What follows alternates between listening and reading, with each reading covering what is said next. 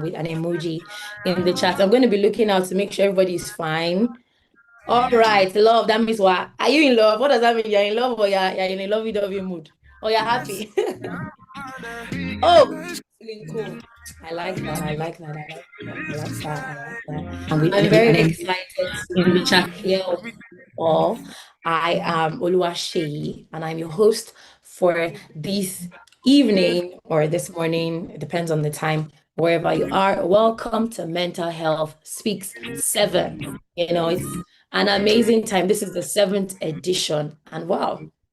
I mean, it's been some time, so I'm very happy to have all of you here, and I'm excited for all that we're going to learn, and it's going to be an amazing time this evening or this afternoon.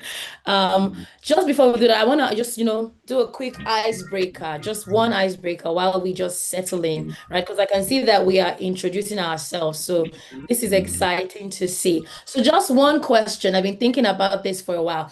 If you could get a lifetime supply of something, and that thing is not money, because I know that when you hear that it's money, what would that be? What would that be? What would you pick? I'm going to tell you guys my own. And don't judge me when I say it though, because you might expect it to be something else, but it's not. Joy. Ooh. That's a very good one. Peace. Wow. You guys are very intentional people. Hot wings. What was it? Pizza or rice? The Nigerian in me wants to say jollof fries, but I don't want to say that. I don't want to say that. Food. So we have plenty foodies here. Free food or lifetime supply of free food. That sounds very good. A lifetime supply of barbecue pizza will do it for me. Just let me just be eating that every day. Balance. Wow, that's like really, really deep. I'm so happy that we're not like naming a lot of like material things. Yeah, I would expect like a life. Don't judge me now, Tanya. I'm surprised no one is saying a lifetime supply of iPhones. There's a new iPhone 17, like a lifetime supply. So every time one is released, it is shipped directly to your home. That would be exciting, though. That actually would be exciting. Oh, wow. So I really like what all of us actually want, and I hope that we, get a lifetime supply of peace, of joy, all of that fun stuff that you desire. I mean, joy. I mean, there's so much joy in the room. Can everybody just put like, a joyful emoji, a dancing emoji, like shake your body, shake your body, shake your body, shake your body, shake your body, shake your body. Yes, we're going to be very active today. So make sure you're very active. Get a bottle of water by your side, drink water. Also have like your journal so you can write things down, all that is being said, because we are, we're it's a packed event. We're receiving a lot of, amazing panelists. We're going to be learning a lot of things today, and I want you to just take notes because take notes really, really, it's going to really help you. And I just want to remind us that our theme, for today is breaking silence, global strategies for suicide prevention. And that's exactly what this space is about. Speaking openly, sharing strategies, and connecting across borders to remind one another that there is hope. So thank you for showing up today. Thank you for your self unity and for your global family and for the global family, of course, that we are building here. Thank you so much for being here. All right, we're going to receive our welcome address, and we're going to be inviting a lawyer turned mental health champion, founder of ASAD, to make sure, founder of ASAD to make sure that no voice struggling with depression or suicide goes unheard. A man driven by passion. Please let's welcome Dare Asobele. Please let's welcome him with like emojis. Just a tip, guys. For every guest that we're going to be welcoming, I want us to like, use the clapping emoji for them. Let's just be clapping, clapping, clapping, clapping, clapping, clapping. If your camera is turned on, clap, clap, clap, clap, clap, clap, clap. Yes, yes, yes, yes. Energy. I love it. I love it. I love it. I'm very excited. And I like that we are all excited too. All right, Dari, please let me not hold you back. Go ahead. All right. Good afternoon, everyone. From different parts of the world. It's really, really amazing to be here. Seventh edition. I'm like, wow. We've been able to pull this off. In order not to waste our time so that we can get straight to the conference because we have a lot. So my name is Daria Sobele, as our amazing host has said. So for me, um, every 40 seconds globally, right, someone takes their life. So every year you have 800,000 people dying by suicide. And so in Nigeria, where Assad's originated from, we have over 200 million people that are Nigerians, right? Population, and we don't have up to 1,000 registered mental health professionals. So there's a problem. And so what that means is that even if we had 1,000 mental health professionals, one person has to attend to about 200,000 people, which is impossible. And so what Assad is trying to do is to create a buffet of mental health solutions. We've been in existence for over 8 years. We have a WhatsApp community that has close to 1,000 participants, a Telegram community that also has close to 1,000 participants as well. We have free mental health trainings that happen every second Sunday of the month, in which one will be happening tomorrow. And we have mental health first aiders. And then we also have access to amazing mental health professionals, local and foreign, that also take cases. And then also we're going to be recruiting, because of the nature of what we do, lives are at stakes. We're really, really particular about the kinds of volunteers that join us through our rigorous, screening processes. But there are always challenges from funding to getting, quality team members, and just to ensure that we're able to do things. Other activities that we also have at the Assad store, where we go to rural communities every year to talk about mental health. For example, there are thousands of people that would love to be on this conference, but they don't even have a phone, they don't have internet, right? They don't have access to data. And so we decide to take mental health to them as well. We go to religious institutions. So we go to churches, mosques to talk about mental health. We also go to secondary school to also talk about mental health. And then finally, we have our annual conference where we gather mental health professionals, like a one stop shop. You have your mental health professionals in one space, and just talking about mental health to see how we can help. And for those of us wondering, why did I start this? So in 2017, I used to be suicidal and depressed. So being able to come out of it and then being able to help people has been the joy of my life, basically, right? And I really want us to be inspired by this session. One of the things I'm hoping we would achieve is that there will now be collaboration between ourselves and the American community, the African community, the UK community, Canadian community, to see how we can work together. I believe that there's no competition in making the world a better place. And I'm hoping that, this conference will spur everyone on to collaborate and then see how we can finally put an end to mental health issues globally, not just in Nigeria or Africa. And so, thank you so much to the panelists, to our keynote speakers, and I'm also personally looking forward to learn. So, thank you so much from me. Over to you, Shay. Thank you. Thank you so much, Dari. That was just so insightful. It's a lot of information, honestly, for us to bear in mind that there's so much work to be done, even in Nigeria and just globally. Just once again, I want to welcome everyone here today. We have an incredible lineup of speakers from around the world, advocates, professionals, storytellers who will be bringing not just knowledge, but their lived experiences, compassion, and courage. So I want you to sit back and it's going to be an amazing time. All right, let's even just give a round of applause for Dari, honestly. Dari, thank you so much. Guys, I already told you the sense of the yeah. Energy. All right. We're going to be receiving a spoken word rendition right about now.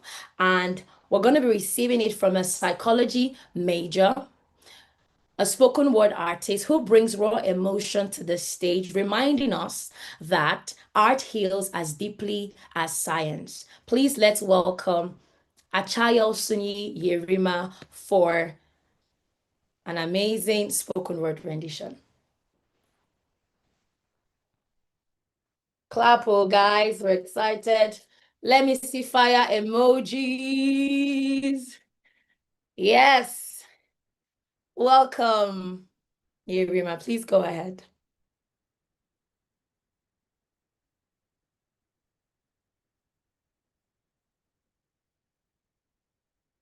I believe you need to unmute and then yes, that will be perfect.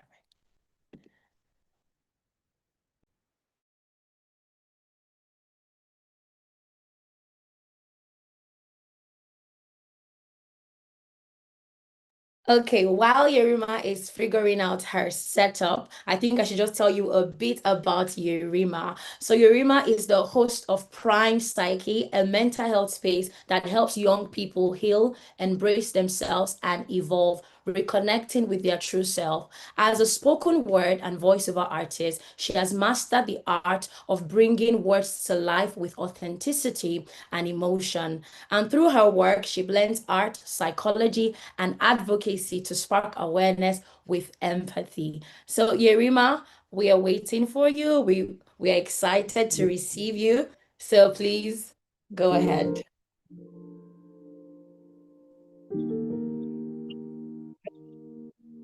Hello everyone. So can you hear me? Can you hear me?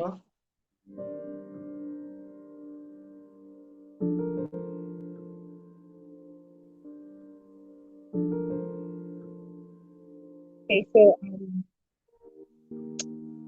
this is a piece about healing. The piece to let you know what it looks like. Okay, healing is a journey, and I want you to come with me. I want you to see healing like I see healing.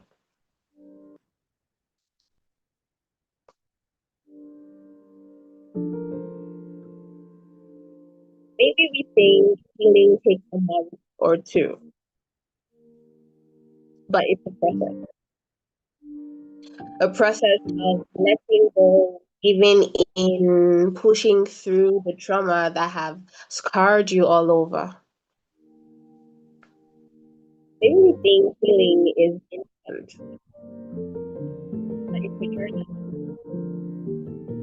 Sometimes a journey of a lifetime, because every day for 30 years, what my brother did was layer one bandage over another again and again. His sore remained the same. So he was ashamed to open up. And so he never really healed. That's why he was hurting afresh every day underneath the first aid. Healing sometimes hurts. It hurts to open up the memory of misery. It hurts to start from scratch because where would he start from? It's been 30 years and 2 months since he lost his identity. 30 years and 2 months since he's been doing drugs, being drunk with alcohol to repress the hurts and forget the thoughts of being a failure for. He was just another failure, incapable of being what he wanted to be. Yes, he wanted to be an advocate, a voice, but to the help, beacon of hope that he was to be a source. He found a way of light to the stranded. But here he was, just the shadow of this reality, because what was left were fragments. Fragments of twisted faith and little brittle pieces of Christian faith. And if this faith was all that was left to sustain him through the shadows of death, then he would hold on insistent. This one, this one, because if for 30 years suicide couldn't win the fight over his life, then there had to be a miracle coming for him. And if alcohol couldn't feel the vacuum, then his breakthrough had to be on the way, breaking through the ground like a seedling. It would sprout up in each season. It is this particular, this miracle of healing, the testament of his new.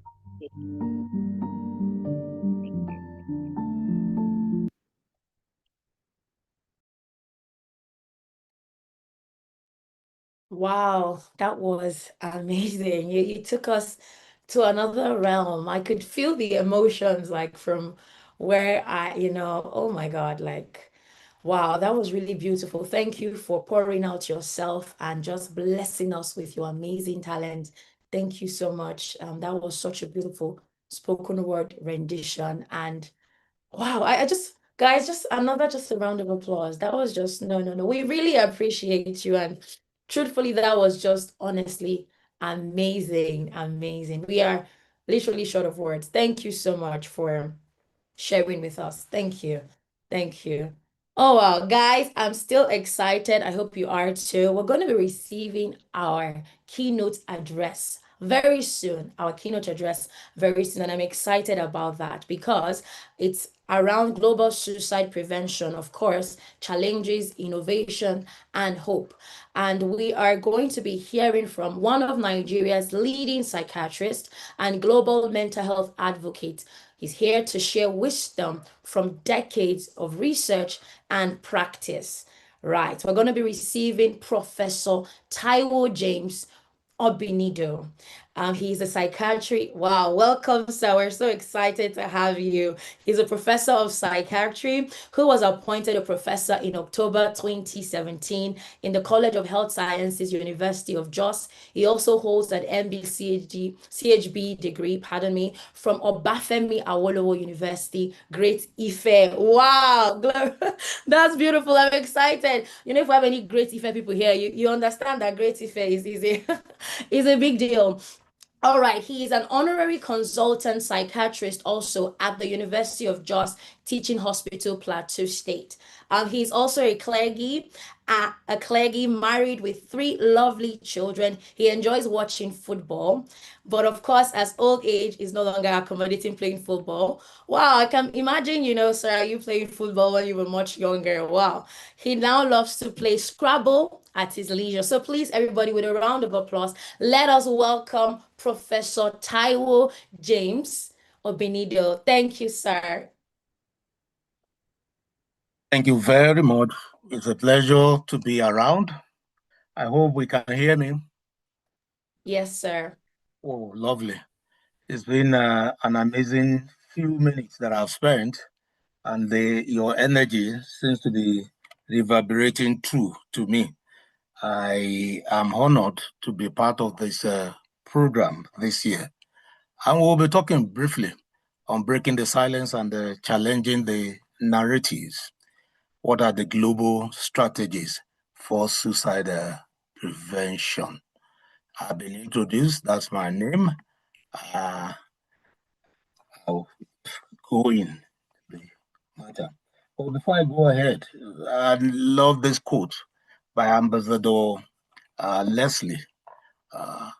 He was the president of UN and WTO, World Trade Organization, at some point, and he served as a president of the World Health Organization at the 61st World Assembly. What he said, we never say people commit heart disease or they commit diabetes. Therefore, we must stop saying that people commit suicide. People die by suicide, and it is preventable. We all know how the media, or even in our regular discussion, how people talk about suicide. Suicide itself is a global crisis.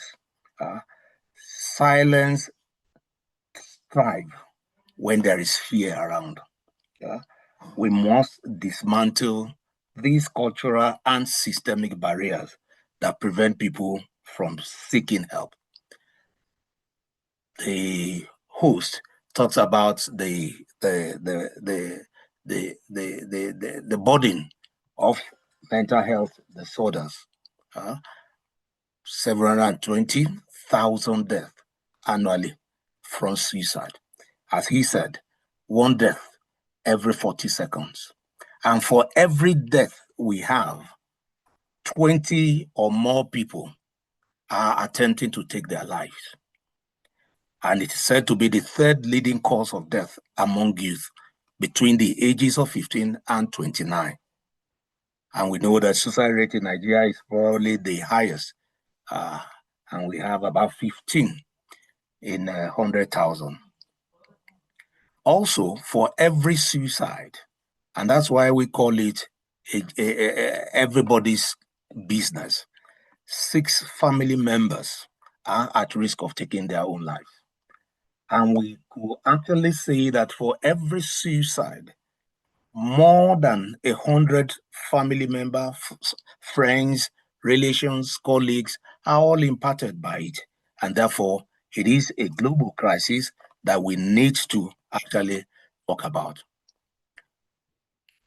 Why does silence thrive? Why does silence persist? Largely because of stigma and shame. If we have a suicide, the family members are ostracized. In some clime, I'm from Nigeria, in some culture in Nigeria, the person will not be buried at home. That's what they call evil forest. That's where the person will be buried. And the family members are often looked at somehow. Of course, there are cultural taboos around suicide. People believe that people who do that have maybe some evil spirit and all that are after them. And of course, quite a number of people lack the mental health literacy, understanding of what mental health is, and the fact that mental health is the major hub of the cause of suicide. And of course, while the silence, people die by suicide, and family members had to cover it up because of the judgment, because of the fear of what people will say or what people will do. We need to look a little bit at mental health and suicide. Depression, anxiety disorder, trauma, whether in childhood or even later in life, psychological, physical trauma and all that, substance use disorder are often in the background of those who attempt to take their lives. 90% of suicides are said to be linked to mental health disorders, mental health conditions. And in the low and medium income countries, the mental health gap is quite huge. In our own climate, what we mean by mental health gap is the number of people who need help for mental health conditions and are not able to access the right care. And the figure runs between 85 to 95%. So we can say that less than 10% of those who have mental health conditions are able to access the right care. Of course, people go to traditional healers, people go to spiritualists, people go other places to seek help. But are these the right kind of help? Somebody who is severely depressed, seeing a pastor is asking the person to go and fast, adding more to the stress. Or that, I know your faith is small, somehow deriding the person. So 80 to 90% of persons with mental health conditions who take their lives are said to have depression. What I'm saying is that out of the 90% of those who have mental health condition, 80 to 90% are as a result of depression. And of course, we know that beyond mental health conditions, there are other psychosocial factors like poverty, like unemployment, even the security challenges, and all are all there as the what's doing this. What is the power of the language? When we say we should break the silence, what is the power of the language? We need to consider when we talk about people die by suicide or people committed suicide. And when we talk about committing suicide, it presupposes that it is a crime rather than what is occasioned by an illness, what is occasioned by severe pains, psychological pain that somebody is not able to handle. When we use appropriate language, we tended to reduce stigma. when we use the appropriate language, we tended to help even people who are mourning to be able to handle their distress. Empathy starts with the right word.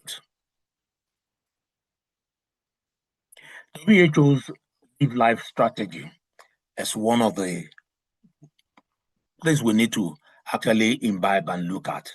And these are proven to be a good suicide prevention framework. Leadership. Who are the people in the leadership? How are they trying to reduce this economic crisis, reduce the challenges that people face? How are they able to demonstrate the leadership? We also need to know what are the interventions available. The person also needs to have a vision. So the person with a vision will hardly die before the vision goes. We need also to have a way of evaluating them. How do we evaluate those who have mental health condition? We'll look at some ways, usually. It has to be one, community-based prevention. More than 60-65% in Africa or low and medium income countries, particularly in Nigeria, more than 65% of our populace live in the rural area. And therefore, community-based approach, community-based prevention plan must be put in place, whereby we can catch quite a number within the community. The CSOs who are located in the city must find a way of going to the community and making sure that they help those who are there, educate them, enlighten them, sensitize them. We also have the gatekeepers within the community that will need to be trained so that they will have the right words to use, they have the right advice and counsel to give, and be able to lead a good and a worthy life. That's an example to those who are around them. Who do I mean by gatekeeper? I'm sure you all know who gatekeepers are. That the pastors, the imams, the community leaders, the elders in the community, and all. They are there as examples, and they can actually influence a number of people. Of course, we have to find a way of reducing the people's access to lethal means of taking their lives. Guns, pesticides, and all must be restricted, and then in the community. Focus must also be towards the youth, must be youth-centered. School mental health programs are important, and then we need to educate them right from the primary school, secondary school, even to the university level. Set up youth program, suicide prevention group, mental health group, so that they can actually help in educating others and responding to the needs of others.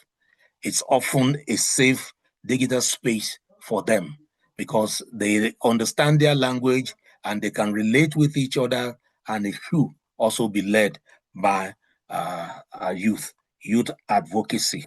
It's also very important. Government also have a way. They have a say. The policy, government decisions are very important.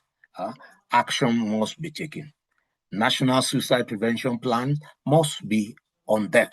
I know that the Federal Ministry of Health in Nigeria has the suicide prevention strategic framework that was launched, I think, in 2023 by the coordinating minister of health and social welfare.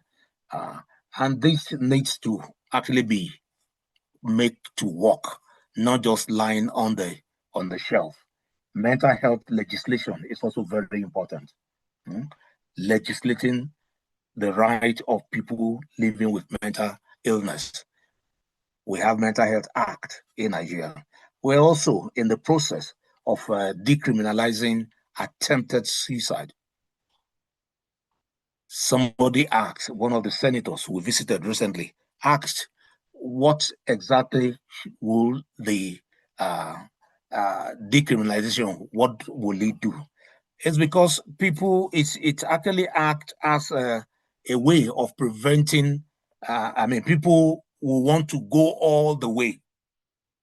So it's a driver for completed suicide.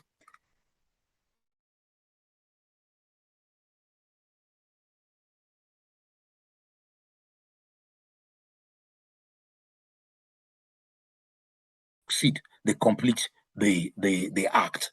But if the act can, attempted suicide is not criminalized, people then, after doing that, and then even at the point of doing it, will then they have a change of mind, and then can be can access care. In fact, the criminalization of attempted suicide also impacts on those who even offer help for those who are attempting to take their life. So people can then, if you are aware somebody has attempted before and you didn't report, or the person killed himself and you didn't report, you are liable to be sentenced to 6 months to 1 year imprisonment in our country. Those old, aged laws that need to be taken care of.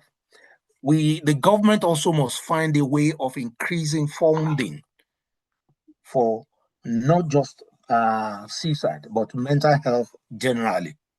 There must be a direct budget line for mental health care. What we have presently is that, first, the budgetary allocation is quite low compared to what was proposed at the Abuja conference by the West African countries.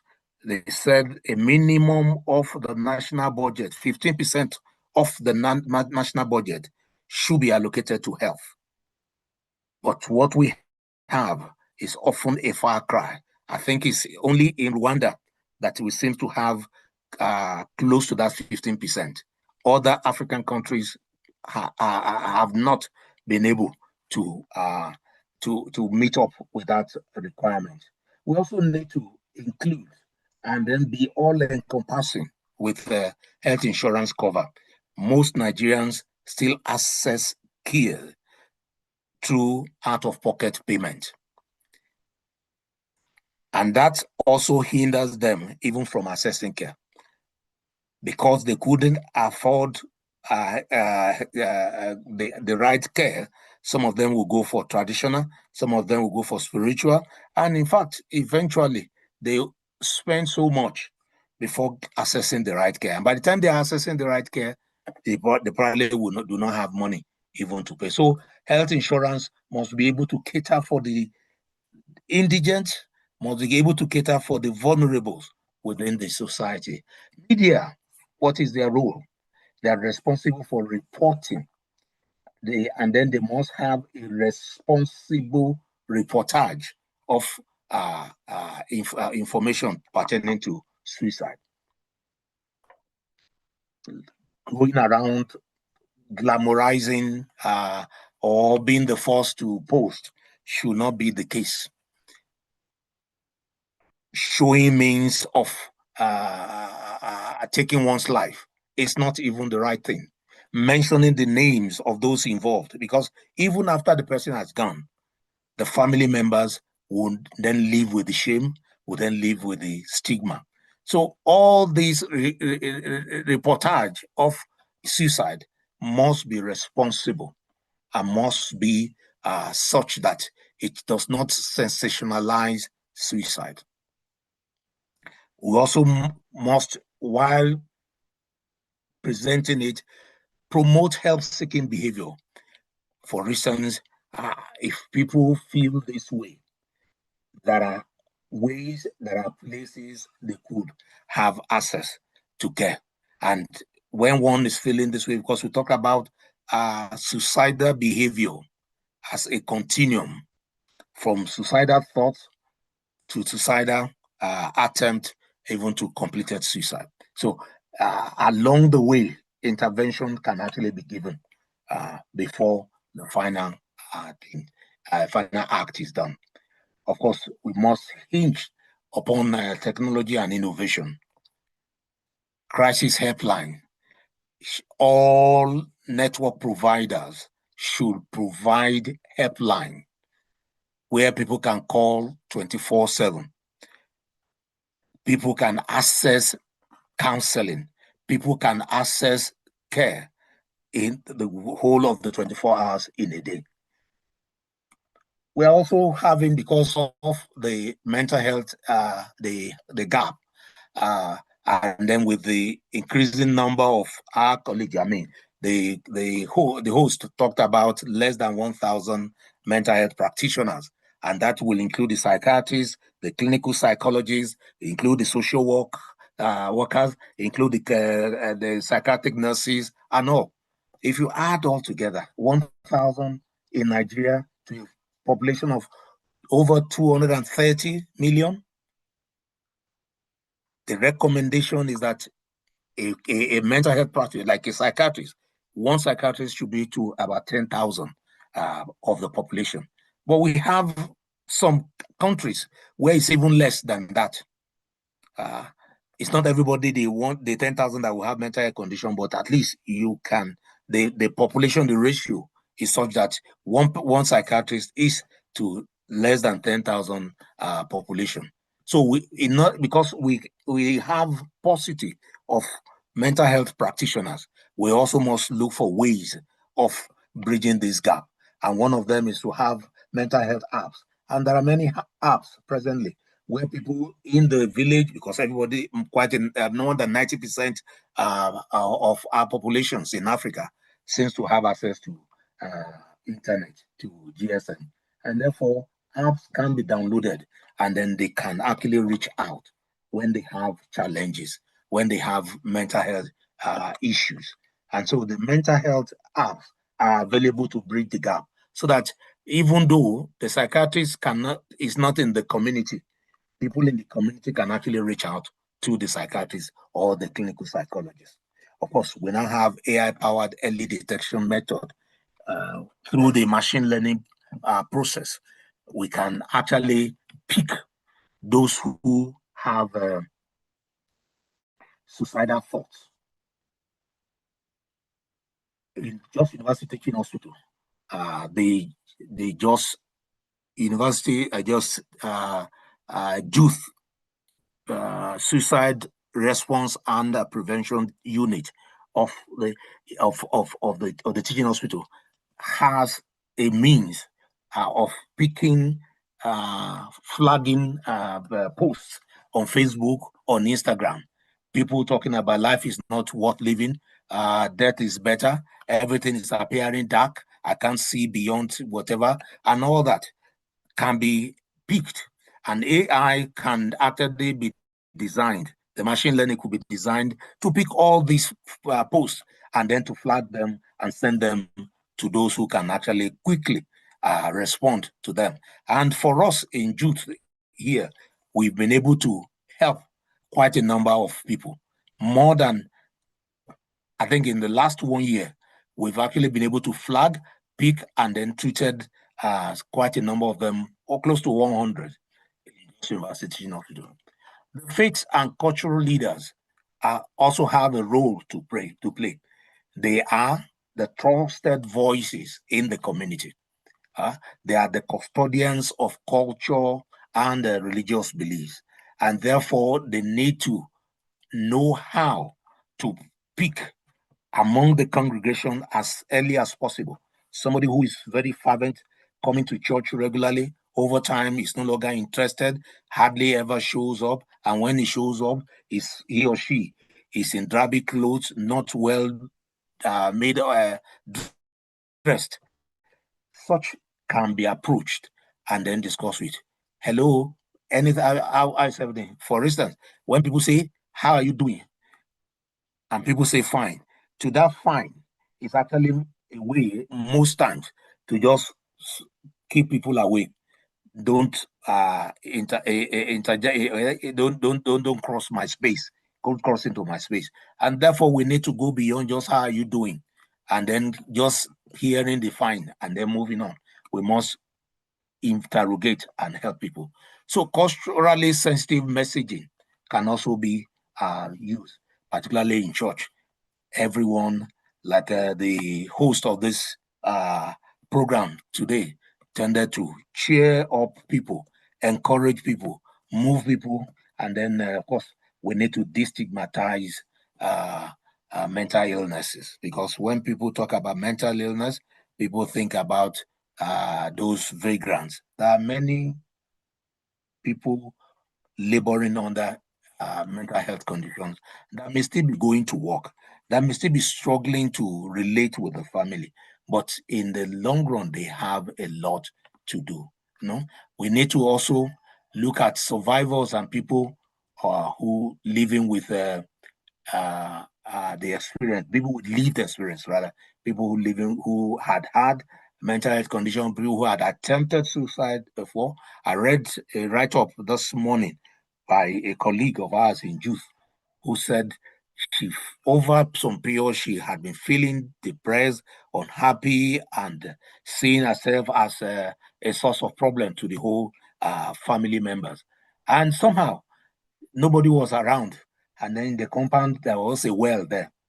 She found herself walking towards the well, opened the well, and then the thought was racing through her mind. Just go in. When you get in, that will help you end. But a voice just told her to just ask her in her mind, where do you think you are going to? When you kill yourself, what will happen after? Have you considered other members? Have you family and all that? So that was what stopped him. Nobody around. So people who had similar experiences can actually help those who are going through it. Storytelling is one, about telling people, I have been through this. It's like a form of group therapy. I have been through it, but somehow, with the help of people around, I was able to overcome it. The truth is that people who actually kill themselves by suicide do not really want to die. It's just that they couldn't see solution. They just couldn't see themselves getting out of that place. The pain, psychological pain, is so much that they felt that, well, dying will help. And I often ask people, how many of us have died before and know what happened after death? So we need to be careful. There's a lot to live for. And so we must tell our story and then tell people. Those who wear the shoe know exactly where it pinches most, and they will be able to help. So advocacy by survivors is actually the in thing now, that people, whatever project you're doing, whatever interventions you are giving, you must involve those who have had the problem before. So survivors are those who have the powerful tool to assist others. We also need to look at the workplace mental health. Quite a number of us spend about a third or more, minimum of a third of our time at work. And therefore, the workplace is a place to pick up such conversation starts there. We see each other every day, and we should be able to relate with each other. So we must probably declare, probably once in a month, once in a quarter, once in a year, a mental health day for the workers in that place, where they can actually discuss, where they can actually talk. Some workplace actually have what can be described as somewhere where they can actually reinvigorate themselves. They go there, sit, discuss, and then they are able to meet up with some people. That helps. There must be also employee assistance program for them. Leadership training, incorporating this suicide prevention and thing in leadership training, incorporating mental health awareness campaign also into leadership training will also help. There's also the need for global collaboration. UN, WHO, NGOs, CSOs must all work together in a concerted, in a synergistic way to make sure that life is not just lost, just like that. The economic burden of people lost to suicide is quite huge. People are not able to fulfill their potentials. People are not able to contribute to the society. It is one of the prongs upon which mental health stands is the ability of the person to work fruitfully and productively, and also to contribute to the society, to the community. And therefore, people dying early means that the life lost years is quite huge because they are not able to fulfill their potential. And those who are laboring under mental health condition are not also to give their best. There should be cross-border partnership. We should stop working in silos. We should collaborate with each other. Collaboration, I say, is the new order. We need to share data. We need to also be accountable for whatever we have. I cannot finish this talk without talking about Nigeria's role in this, particularly in Africa, because every fourth African is a Nigerian. Implementation of the Mental Health Act 2021, which was assented to in December 2022 and gazetted in January 2023, is yet to be implemented. And this act talks about the rights of those who have mental health condition. And part of this act also dealt with those who have suicidal thoughts and suicide attempt. So we also need to expedite action in decriminalizing attempted suicide. Even though recently the minister, a couple of days ago, minister gave a deadline of December 2025. We are looking forward to having this, and that will help and then limit those who eventually complete the suicide. It also must be community-based. Mental health policy talks about integrating mental health into primary health care. These also need to be implemented. The youth advocacy is also there. Lastly, I need to speak to us. We must break the silence. We must fund mental health. We must train gatekeepers. And of course, we need to normalize help-seeking behavior. Thank you very much for the opportunity. Every life matters. Every voice counts.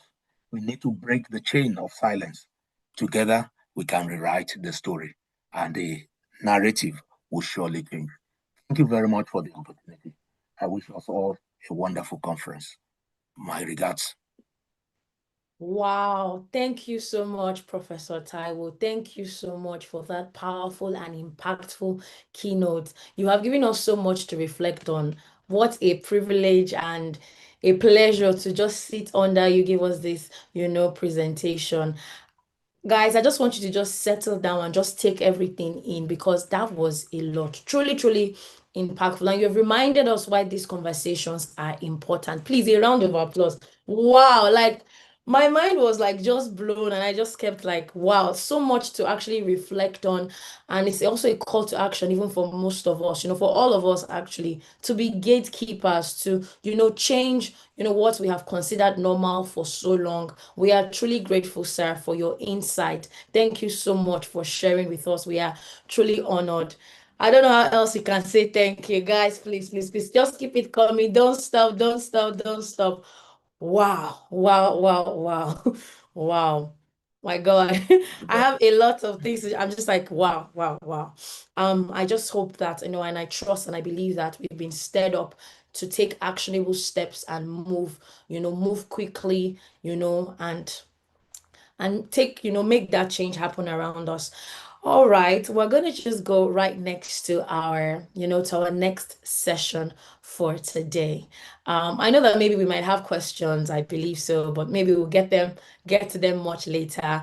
We're going to have our first panel session, and it's going to be around how different countries are tackling suicide prevention with data, policy, and innovation. I think it's just like the right thing to just follow with what we just heard from Professor Taiwo. To be honest, I think it's a very great follow-up. And so we'll just hear what other countries are doing and see what's going on, if other countries are doing anything, so we can track our progress and all of that. We're going to be having Eunice Shilengu, be the moderator for this panel session. And Eunice is an environmentalist and a public health advocate, linking mental health with the spaces we live in. She's also the co-founder of Public Health en Afrique, a South African-based NGO dedicated to raising awareness and public health issues across Africa. Please, let's a round of applause as we welcome Eunice, our moderator for the first panel session. Go ahead, Eunice. Thank you so much. Thank you so much for the introduction. Hi, everyone. Thanks, Prof, for this wonderful introduction to the topic. For the sake of time, I'm just going to jump ahead into our first panel, which will cover innovative global approaches to suicide prevention. And then we will have three great panelists that will be joining us to discuss this issue. And the theme is just looking at how different countries are tackling suicide prevention with data, policy, and innovation. I'm sure we have all our presenters. We have Azubike Alish, Brotha Kyle, and Rahim Daya. So I'm just going to do a quick introduction for each of our panelists. First is Dr. Azubike Ashil, who is a licensed, sorry, just 1 minute. Yes.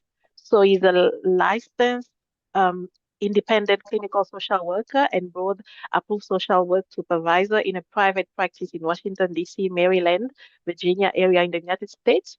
He sees clients in individual, couple, and group psychotherapy. Over the years, Dr. Ashil has worked with children with behavior problems in home, children and adults who have problems controlling their anger, adults who are not faithful to their spouses, and adults who are addicted to different things, including porn, sex, drug, alcohol, or shopping. He has treated many other mental health conditions, including mood disorders, and recently Dr. Ashil completed training in ketamine-assisted psychotherapy, which is abbreviated KAP, and also accelerated resolution therapy, which is abbreviated ART. So Dr. Alish was among the founding members of the Nigerian Mental Health Practitioners USA in Washington, D.C., and has been the president since its inception in 2018. He is also the founding member and secretary board of trustees of the Nigeria American Institute for Mental Health in Abuja. So the Nigerian Mental Health Practitioners USA is the brain behind the Nigerian American Institute for Mental Health. Before coming to the United States, Dr. Alish has been an award-winning journalist in Nigeria. He earned a master's degree in mass communication from the University of Lagos. In the United States, he completed another master's degree in social work at Rutgers University and a doctorate degree in clinical social work and leadership at the University of Tennessee at Knoxville. Okay, he's the author of 2 books, Tales from Africa and the Culture Wars Within, an examination of marriage in the context of culture conflict. Thanks so much, Dr. Alish. We are very happy to have you. And I'm gonna present our next panelist, which is Brotha Kyle. Brotha Kyle is a father, husband, army-conscious objector, master, and he has a Master of Social Work, Afrocentric social worker, applying an African cultural worldview outlook with a trauma-informed, power-enabling laboratory practice. He actively researches and studies African world history, African centers, psychology, and healing approaches, the contracts of African-centered consciousness and socio-cultural determinants of power. He hosts the Graceful Imperfect podcast weekly and writes creatively and intellectually on the Creativist and Soul Medicine publication on Substack.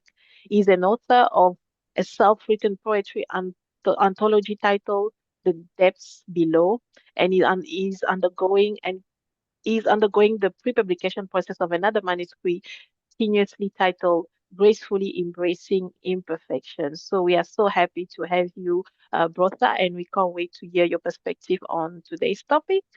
And our last panelist is Rahim Daya. Rahim Daya is the head of growth and strategy at Shamiri Institute. Previously, he served as the chief of staff at Shamiri Institute.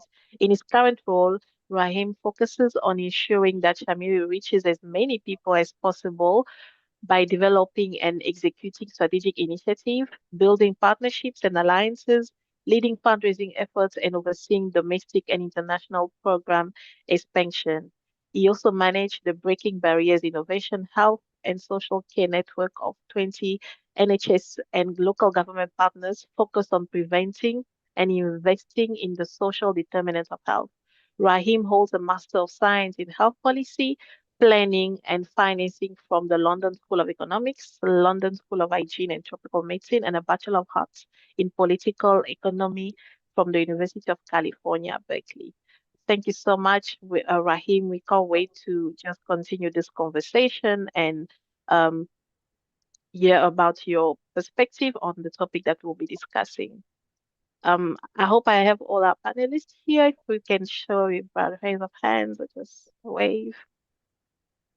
Thank you all. So to our attendees, you can, while you follow the responses and conversation, you can just maybe drop in the chat what you think of what they say if you have any follow-up question, and then we'll pick up as they discuss the matter. So this is a panel, but we'll be dropping in some responses from the participants. So we will go ahead with the first question. So we are looking at how different countries are tackling suicide prevention with data policy and innovation. So the opening question is addressed, so I will address it to our panelists. So I will address it to Dr. Azubike Alish. In your country's context, what has been the most significant innovation or policy shift in suicide prevention in the past 5 years? Okay, let me restate that I live in the United States, so the country in reference here will be the United States. A number of things have happened. The latest, I don't know if it fits exactly into the last 5 years, but you can say it's in the last 7 to 8 years, which is that, in my opinion, the designation of the number 988 or reporting suicide attempts or suicide ideation, crisis in general. It used to be that everyone in some kind of crisis would call 911. But in the last, I think it was in 2022, eventually, that the Federal Communications Commission designated the number 988 solely for reporting. So I think that was very helpful. And that was actually preceded by an act in 2018 for the improvement of the National Suicide Hotline Improvement Act of 2018. So the point here is there was already facility for people who are in crisis or who may be dealing with suicide to report. It became necessary to have a law in 2018 to improve that, and the result was that in 2020, actually not 2022, 2020, Federal Communications Commission, FCC, they designated 988 as the primary number to call, and it links everyone else who's involved in crisis management or crisis reporting. So that's what I would consider to be probably the most innovative development recently. Thanks so much. Yeah, I would say that the US could be quite advanced in that. So I'm not sure if Rahim and Bota, you have anything to add on that if you think about on what TST said. Yeah, I can speak quickly to the context in Kenya, which is where I work. So in January of this year, um, the previously held penal code around the criminalization of attempted suicide was ruled unconstitutional by the court, and that was a landmark ruling because the decriminalization of attempted suicide can be traced. The law can be traced back to Kenya's colonial past, and that law was used to delegitimize freedom fighters like the Mau Mau by framing them as insane. And so, what this ruling means and why it matters so much is that it reframes suicide as a mental health crisis rather than a crime. And so oftentimes before this ruling, um, when people would end up in hospitals after attempted suicide, doctors would write different things as the cause of their injuries. And so there was a real lack of data around numbers of attempted suicide. And so with this landmark ruling, suddenly we can get so much more data and can make a step towards innovating in the suicide prevention space. It also helps with the removal of stigma and fear of punishment, and kind of lowers the barriers to encourage help seeking among the population. And the impact on prevention really is that people can now access care without legal risk, and it opens up the space for evidence-based interventions. And so, it's really been a landmark ruling in Kenya, and we think that this is a time where that pivotal shift in policy around suicide prevention strategy can really be that work around that can really be accelerated exponentially over the next few years with this ruling. Thanks so much. Yeah, thanks. So we've noted the suicide prevention line 9 and also the ruling of not criminalizing suicide. I think these are great things to note. Thank you for your intervention. We're going to move on to the next question, which is looking at the role of data. How has data collection and research shaped your national organization strategy to reduce suicide rates? Brota, maybe you can touch on that first. Yeah, absolutely. First off, I want to say thank you all for having me. Thank you, Eunice, for moderating. Thank you, Doctor. Thank you, Daya, for being here and sharing space with me and everyone who's in attendance. As far as data, I would say that when you're looking in North America and you're looking at all the different hospitals and clinics, whether it's community-based, privatized, public, what is evident is its aggressive stance or assertive stance when it comes down to suicide screening. And that just didn't happen in a vacuum. It was at one point where suicide screening wasn't something that was done frequently. It was something that was done seldomly.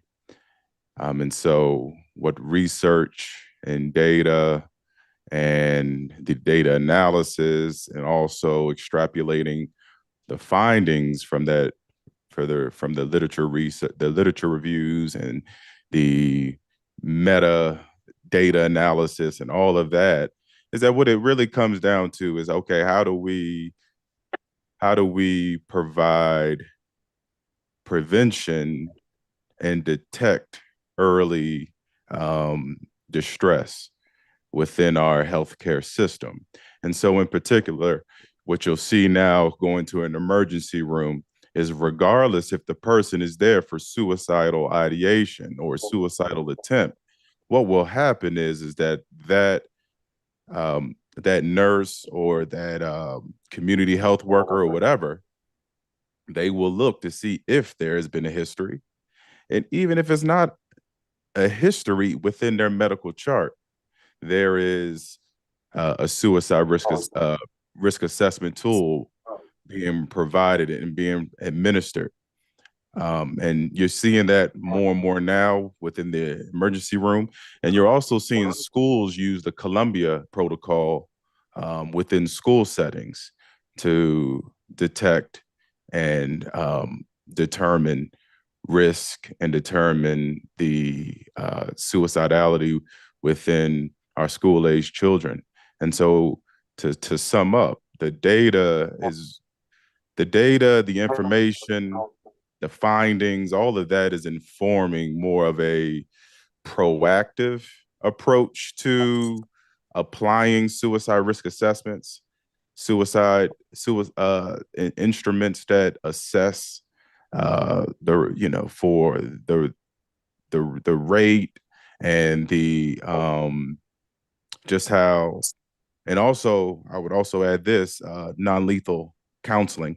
That is another thing too that the data has suggested, that because those who have died by suicide typically have used a lethal weapon of some sort, i.e. a gun. You'll see that now in healthcare settings as well, where they'll do a counseling for non-lethal, or counseling to reduce harm, or counseling to reduce access to lethal means. And so the data has really kind of forced or provided the impetus for healthcare workers to be more proactive and less reactive to a person saying, "This is what I present, please help me." There. And so, yeah. Thank you so much. It's so great to hear the examples that you shared, especially to the importance of data in being more proactive. So thank you for that. I'm just gonna jump right into our next, just to dive more deep into the topic. So, Raheem, if you can share maybe a specific project where technology or data-driven tools made a measurable impact on prevention. Yeah, sure. I work at Shamiri, and over the last 3 years, we have worked with just below 200,000 young people in Kenya, delivering programming that has had a measurable impact on prevention and has been data driven. So, as you guys know, Shamiri's approach to mental health is really rooted in being data driven and evidence based. And so, over the last since 2018, we've run 6 randomized control trials of our model that have shown significant impacts around reducing depression and anxiety, as well as promoting well-being and increasing prevention of suicide as well. And so how our model works is that we have come up with the Shamiri intervention, which is a brief group-based intervention delivered by lay providers in community settings, and it focuses on building strengths and functioning rather than disorder diagnoses or traditional psychopathology. And what this helps with is kind of getting around the barriers to help seeking that you can ordinarily see with there being stigma around traditional psychotherapy and how that's delivered. And so our intervention focuses on, helping to develop a growth mindset, practicing gratitude, making value-aligned decisions. And so that's the intervention, and it's delivered by lay providers, so recent high school graduates aged 18 to 22. They're trained over 2 days to be able to deliver the intervention and deliver it in groups of between 10 to 15 young people. And we have these lay providers delivering this group intervention, but they can triage to what we call clinical supervisors, who have some basic training in mental health first aid and either have a bachelor's or a diploma in a mental health related degree. And they supervise these lay providers, but can also provide one-to-one care with students and escalate to clinical experts where needed. And so having done 6 randomized control trials, collected data from over 20,000 young people in Kenya, we're able to get data and insights into what works, what doesn't, what tweaks we need to make to our model, and can get that data around having an impact on prevention, having an impact on prevention around suicide, but also reducing depression. And now that we have that data, the funding and being able to scale up our work to reach more and more people every year becomes easier. And so that's why I think having a data-driven approach to working in this space is so important, because it kind of has a cascading effect, and the growth in what you can be able to do can really be exponential. Thanks so much. That's impressive. Maybe you can share, I don't know, a link or something in the chat that people can just learn more about it. While I take the intervention from Dr. Azubikile.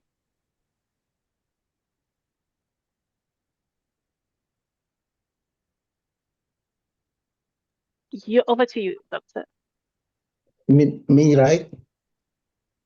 Okay. I wanted to go back to the data issue, because I think there are aspects of it that needs to be amplified, that hasn't been captured, at least the way it's being. I wanted to link it back to the crisis numbers that people call in the US. When people call a number, the crisis number, whether it's 988 or the original one, which was 800-273 8255, it links to up to 150 crisis centers across 49 states. So when somebody reports suicide attempt, ideation, so a whole lot of people and organizations and government agencies are alerted. And so that's one thing to say about that. The other approach that I think is important too is who else is involved in collecting data and research, and how this data is broken down into different demographics to know who is at risk or who is more likely to be at risk of suicide, and where the interventions should go. The other thing I wanted to mention is how, again, if you look at who is involved in either collecting data or promoting suicide prevention, so the United States involve a whole lot of major organizations and departments. You're thinking about the CDC, which is a Center for Disease Control. You're talking about the National Institute of Mental Health. You're talking about the Substance Abuse and Mental Health Administration, and all of these are major organizations that have millions and sometimes billions in that they devote to their activities. So it's really a broad-based approach to who is involved.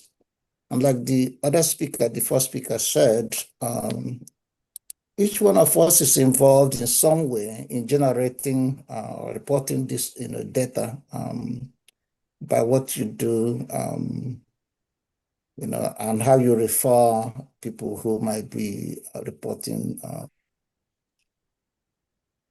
need to make sure that we know that it's really such a big issue. I mean, data is such a big issue because of how much it fits into policy, how much it fits into interventions, which is a basis for many of the legislations that have been done.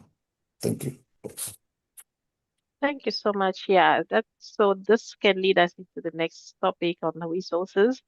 So we know that many low and middle income countries face resource constraints. So what low cost or scalable interventions have proven effective in your experience? So I'm not sure if Brotha, you have experience in low and middle income countries, or Rahim, and how you can share what interventions have proven effective.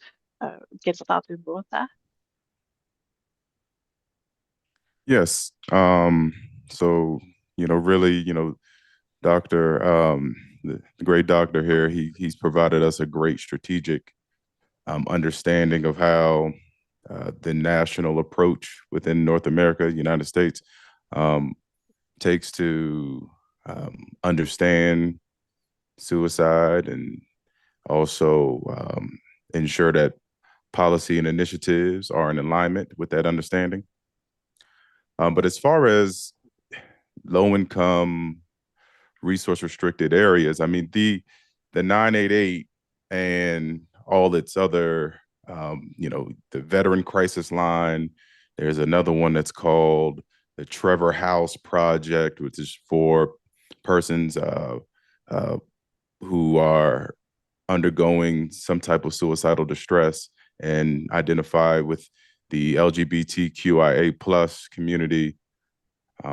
You also have warm lines, which are not crisis lines by definition. They're peer-led, and they are because sometimes crisis lines do connect to law enforcement and police departments.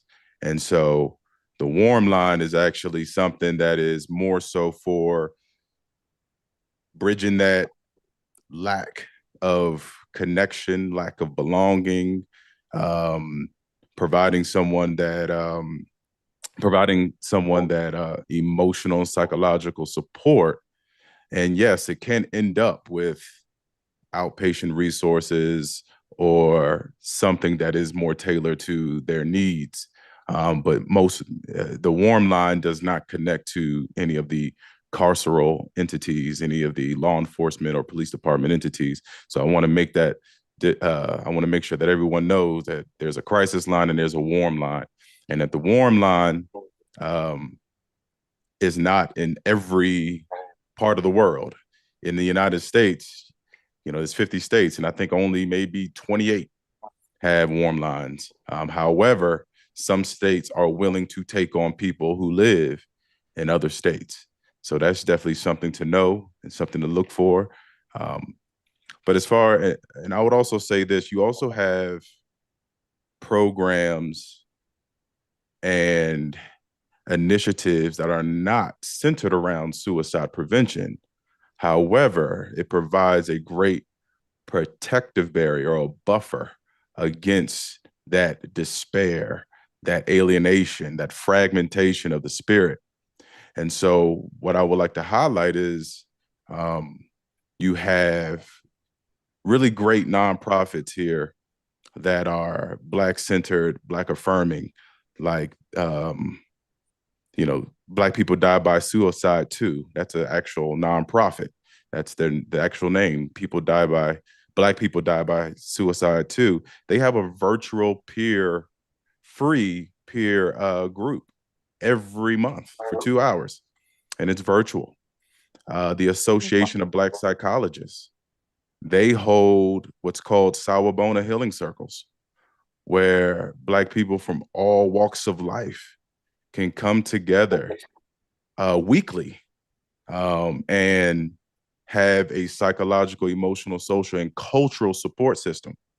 And you also have one more I would like to highlight is you also have another nonprofit called Community Healing Network, who does a weekly emotional resilience, and it's like a rest and recuperation emotional gathering every, I believe it's Tuesday or Wednesday, and it's for an hour, and that's free as well. And again, the resource that is needed is internet connection, mobile connection, some type of device that can connect.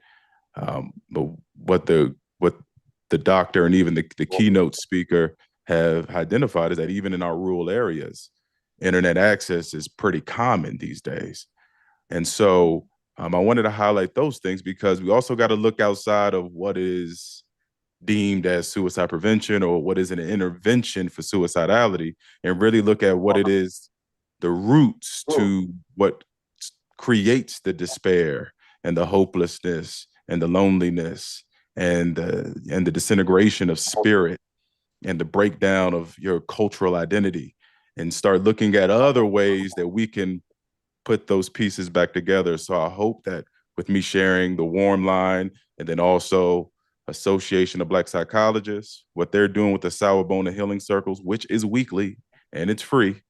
And they just opened up one for people from Kenya who have immigrated to the United States.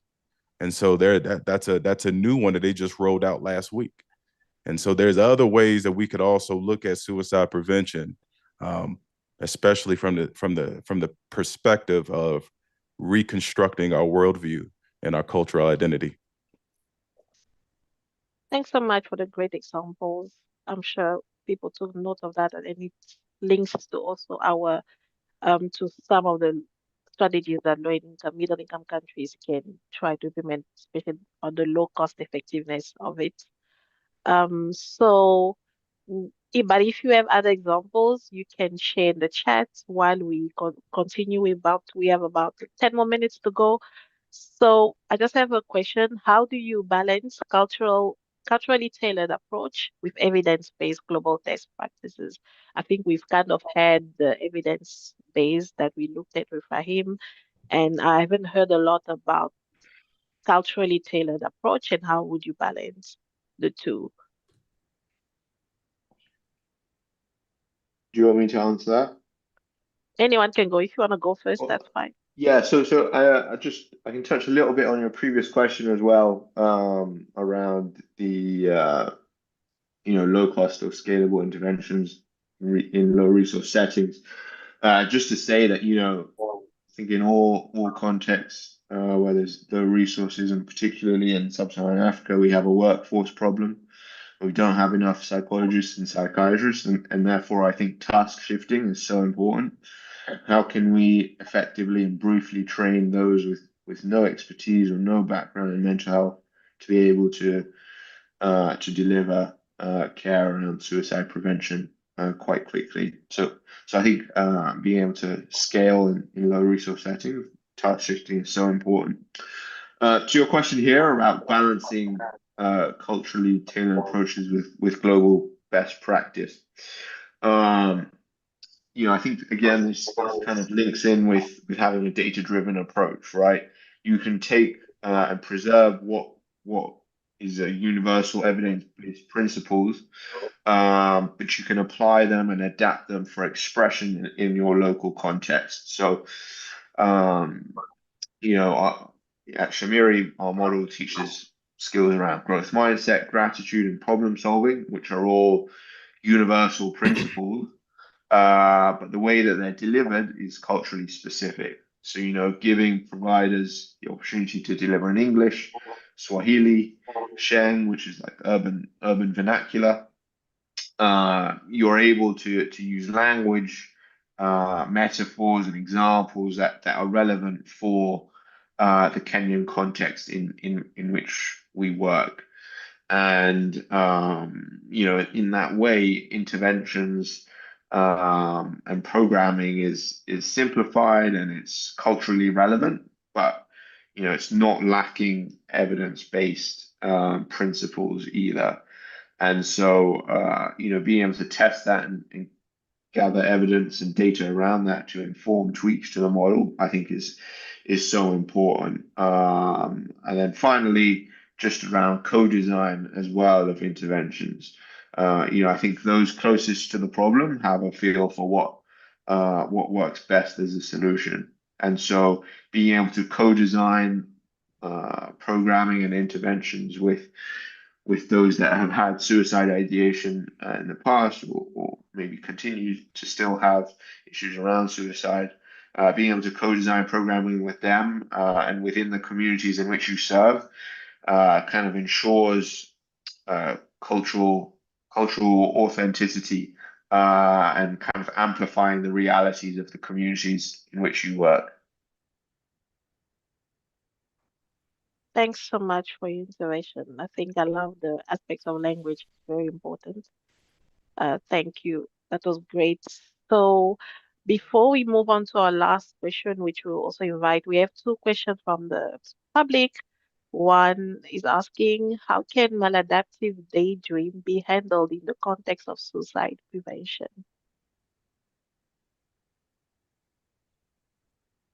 Any of our speakers can maybe. Are you able to repeat that question? So it says, how can maladaptive daydream be handled in the context of suicide prevention?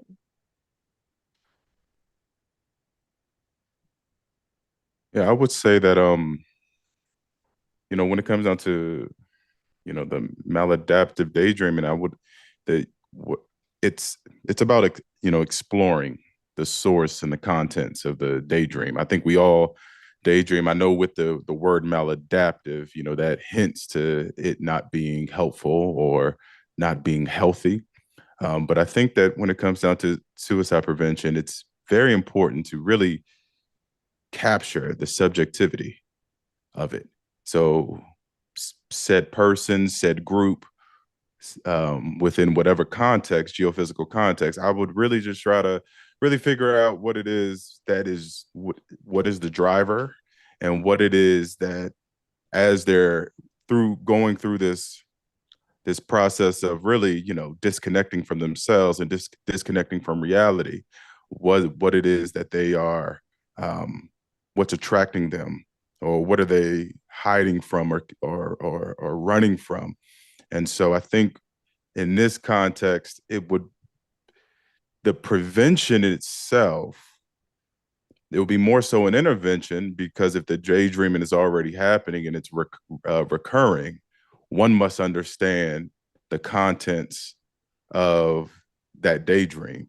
Are you daydreaming about planning your suicide? Are you daydreaming about a life without your physical existence? It really depends on what it is that's really kind of what's going on there, to really shape what you can do. But I will say is that disconnection, that alienation, that what clinical people will call disassociation, that right there in itself is a fight against reality. And it's a fight against reality that what research shows a lot of times there's the undertones of trauma and unaddressed trauma and unaddressed mental health conditions and psychiatric conditions. Or sometimes it's just really that you're just spiritually disconnected from your wholeness, mind, body, spirit. And so I hope that kind of addresses the question. Yes, I think that was great. And I like what you said about just looking at the underlying cause of that. And then we have just one more question. What does suicide screener entail? What does a suicide screener entail? I don't know if anyone mentioned the suicide screener. Yeah, I did. Um, I did. I think it's and I don't want to take any away from my brother, so I'll be quick if you two want to say anything. But it just really is. It's very short. The Columbia screening risk tool is very short. It's very, very, very short. And so what happens is all you're doing is you're just asking yes and no questions about their ideas, their thoughts, their behaviors. And then within that organization, and I mentioned emergency rooms, privatized hospitals, public hospitals, community mental health clinics. Those are the type of places where you'll see that used a lot. Schools use them too. So school nurses are equipped. School counselors are also equipped in the United States to use them. And so based off of the yes and no. So the yes is typically, have you thought about harming yourself? I'll just give one question. And so the more yeses that you have, based off the yeses that you have will point to the direction of the next course of action. And typically within an organization, a hospital or a school, they will have built in place that X amount of yeses means this, or X amount of yeses means that. And so they'll have it to where it supports the triaging and linkaging of resources, referrals, etc. And so literally it's just assessing ideas, thoughts, and behaviors, and seeing, and they're yes and no. The Columbia in particular that I'm speaking about is a yes and no type questionnaire. Thank you so much. I'm not sure if you have any resource you can share. I'm just going to address to our two speakers one last question, but if you want to add on this, you can also add it in the chat, Dr. Azu, Bikile, or Rahim. Just one last question for our two other speakers. So if you could recommend one actionable step that any country could adopt tomorrow to improve suicide prevention, what would it be?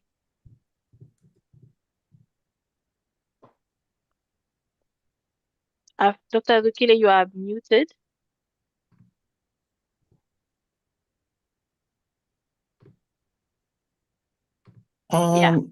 Yeah, before I answer that, let me just add something quickly to what the last speaker discussed, which is, formal assessment for suicide or suicidality. The thing to add there is that even before you do the formal assessment as a clinician who already knows the risk factors, the protective factors of suicide, at any time a client is in front of you and are doing an assessment, things they will say or conditions they will present with that would immediately lead you to asking questions about whether they're thinking about suicide, whether they have a plan. So that's just what I wanted to add, to that. When it comes to what a country might do that will make a difference, I don't know that there's one bullet that would do that. I think it's a range of things, including, as was said before, recognizing that some people are more at risk. It's about even how clinicians are trained, diversity of clinicians, like the other speaker said about Black psychologists and groups. So the more you have clinicians of diverse backgrounds, the better. And the programs, their programs, and I would just wanted to bring up one particular modality for treatment that is really designed for people who, particularly if they have borderline personality disorder, but who have at greater risk of suicide. I think many of you here probably know about DBT, the dialectical behavioral therapy. It was designed specifically for people who are at risk of suicide. So there can be, and there should be, even clinicians should think about what processes, what modalities, what things that really work or can work. So I don't want to take a lot of time on this, but what I'm trying to say is that, bringing resources funding, making mental health care available and accessible, including like someone, the professor who gave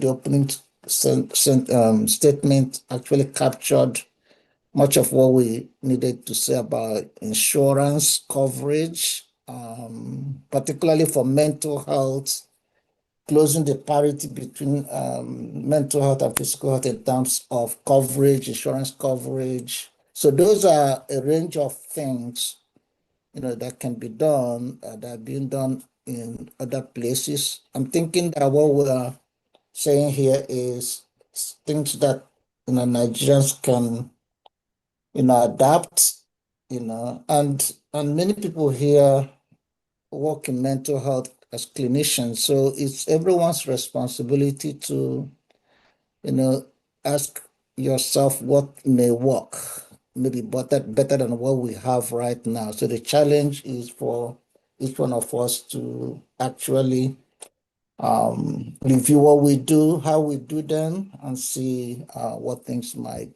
get better results. Thank you. Thank you so much. Unfortunately, we're running out of time. But I think thank you for what you just said. A lot of food for thought. I'm not sure if Raheem can just conclude with a sentence, and then I'll give over to our moderator for the concluding statements. Sure. Yeah, I would say I would say that an actual step would be being able to move towards more task shifting. I think it's going to take decades to fix the workforce problem that we have around mental health and suicide prevention. It's going to take years and years and years until we have enough psychologists and psychiatrists. But if we're able to train everyday people like you and me about how to handle how to ask the right questions, develop basic safety plans, connect people with the elevated help that they need, we really can take a step towards improving suicide prevention. That's a low cost step, but one that can have a huge impact for years to come. So yeah, that would be my thing. Thank you so much, Dr. Azubikile Rahim, for your intervention today. I think lots of food for thought and great things to note. I'll give over to Oluwaseyi or Jacqueline to conclude for us. Thank you. Right. Thank you so much, Eunice, and thank you so much to all of our panelists. That was indeed an insightful session. Truthfully, we have learned a lot. So please, let's just give them a round of applause. Everybody, if you're thirsty, get a bottle of water, stay active. We still have a lot to learn, and we already started on a very high note. So let's maintain the energy. Yes, yes, yes, yes, yes. Absolutely love it. Thank you so much, our panelists. Thank you, Raheem. Thank you, brother. Thank you, Dr. Azubike. Thank you so, so much. Thank you. Right now, we're going to just go to the next session, which is a special address from a Harlem-based poet, filmmaker, and author, amplifying Black men's voices in conversations around mental health. His grassroots activism, lived experiences, and spiritual path unearth a self-published book titled Cultural Silence and Wounded Soldiers, Black Men Speak About Mental Health. I would like us to welcome Mark Toggle, who will be giving us a special address right about now. Hello, Mark. We're super excited to have you, and we're looking forward to hearing from you this day.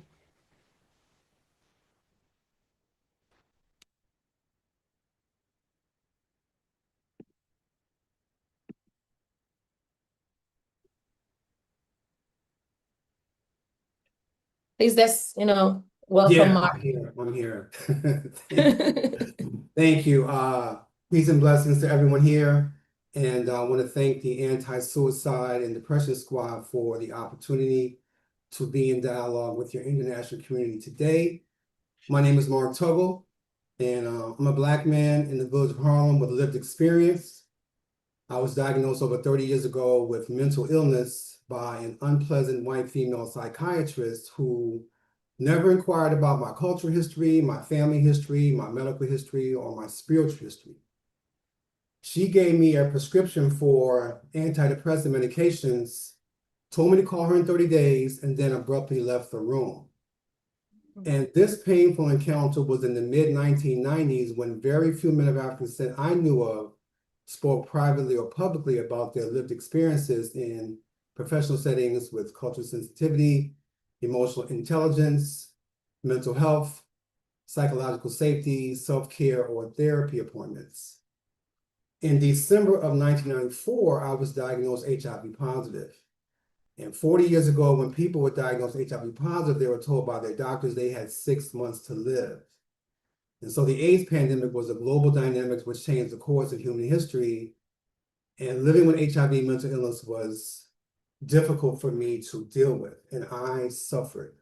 I suffered in silence. I suffered in silence with sadness, with shame, with stigma, with suicide ideation.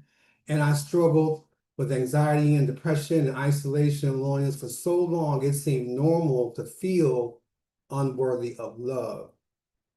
But through grace and mercy, I embraced the help of a lot of people who cared about my overall health and well-being. And eventually I learned to use various tools such as prayer and meditation, journaling and therapy, exercise and nutrition, yoga and acupuncture, music and sports, and comedy and friendship to help me heal the hurt in my heart. The metaphysical author and spiritual teacher Eric Butterworth said that God is an allness in which I exist as an eachness, and God has transformed my private pain into a public purpose. His infinite wisdom has led me on a journey of creativity, healing, and service. And the Hall of Fame and World Heavyweight Boxing Champion Muhammad Ali once said, "Service to others is the rent you pay for your room here on earth." Today, I am the author of Cultural Silence and Wounded Souls, Black Men Speak About Mental Health. This intergenerational anthology features 30 brilliant men from diverse backgrounds who share their personal experience and their professional views on a taboo subject from a unique racialized lens. The men write about how they cope, how they heal, how they overcome, and how they persevere with anxiety, conflict, depression, grief, isolation, loss, PTSD, racism, stress, trauma, drug misuse, paranoid schizophrenia, suicide ideation, and other mental health challenges and concerns. Also, in the book, there are valuable resources which anyone can use. There are advocates, there are other books, there are clinicians, there are facilities, there are helplines, and podcasts. The resources in my book were created to answer 3 important questions. What can I do? Where can I go? And who can I talk to? My intention with this book is to break the cycle of generational trauma in my family and to be of service in my community and to build capacity in others to grow. The author and playwright James Baldwin once said that not everything that is faced can be changed, but nothing can be changed until it is faced. I regularly engage brothers who are hurting and they want to feel better about themselves. But some of these brothers do not know what they can do, where they can go, or to whom they can talk. And it is not their fault. Historically, Black men have neither sought nor trusted people to deal with their unresolved issues. Our complex, layered, and nuanced expressions of manhood have never been affirmed, respected, or valued in a society ruled by apartheid, capitalism, genocide, misandry, oppression, patriarchy, racism, and white supremacy. Some brothers are not computer savvy and do not know how to navigate technology in meaningful ways. Some brothers lack emotional literacy and were not encouraged to express their intimate feelings. Some brothers are unemployed, uninsured, and unwilling to pay a mental health professional. Some brothers do not want to be embarrassed, judged, or rejected, and do not want other people seeing them as insecure, scared, or weak. Academic stress, body shaming, cultural indifference, drug misuse, economic poverty, family secrets, gun violence, health challenges, immigration threats, lonely nights, manhood conflicts, neighborhood crime, police brutality, religious dogma, sexual abuse, unhealthy food, and various other traumas impact our mental health every single day. The CEO and therapist, Dr. Rizwan Menachem, said that trauma in a person decontextualized over time looks like personality. Trauma in a family decontextualized over time looks like family. Trauma in a people decontextualized over time looks like culture. When trauma is unaddressed, it can lead to suicide, and I'm learning to be intentional when I speak because words have the power to harm and heal. So instead of saying he or she or they committed suicide, I practice empathy and say he or she or they died by suicide. When a human being ends their life and we say this individual committed suicide, we imply somehow by default the human being who died by suicide was a criminal, irresponsible, selfish, or unethical. Moral judgments about suicide are unfair, unjust, and uncommon, in my humble opinion. Personally, I have endured painful moments when I did not want to be in my body and on this planet. And I kept these secrets hidden from my family. Secrets disturb the spirit. And family and secrets are a dangerous combination and no-win situation because when you tell a secret, it can break the family. But when you keep a secret, it can break your spirit. In this country, Black men die by suicide at 4 times the rate of Black women. Suicide is the 3rd leading cause of death for Black men aged 25 to 34. From 2007 to 2020, the suicide rate for Black teens aged 10 to 17 rose 144%. In 2021, suicide was the 3rd leading cause of death for Black males aged 10 to 24. And at one point, the highest rate of suicide in the United States were Black boys aged 5 to 12. But why is no one on BET, CNN, Fox News, or MSNBC talking about it? Historically, gender in this country was associated with family and race, not biology or sex. Gender, as a Western social construct, never intended to benefit boys and men of African descent. Never. Ever since our captivity, and many centuries later, Black boys and men today are legally perceived and socially treated like animals, criminals, deviants, predators, and savages. The gender of Black boys and men in this country has become disposable, non-existent, and obsolete. Domestic violence is bi-directional, and boys and men are equal victims. But when we talk about domestic violence, why don't we hold space for the hurt and pain of boys and men harmed by females? Gender-based violence is bi-directional, and boys and men are equal victims. When we talk about gender-based violence, why don't we hold space for the hurt and pain of boys and men harmed by females? Sexual assault is bi-directional, and boys and men are equal victims. When we talk about sexual violence, why don't we hold space for the hurt and pain of boys and men harmed by females? Is there perhaps something unique about Black male pain?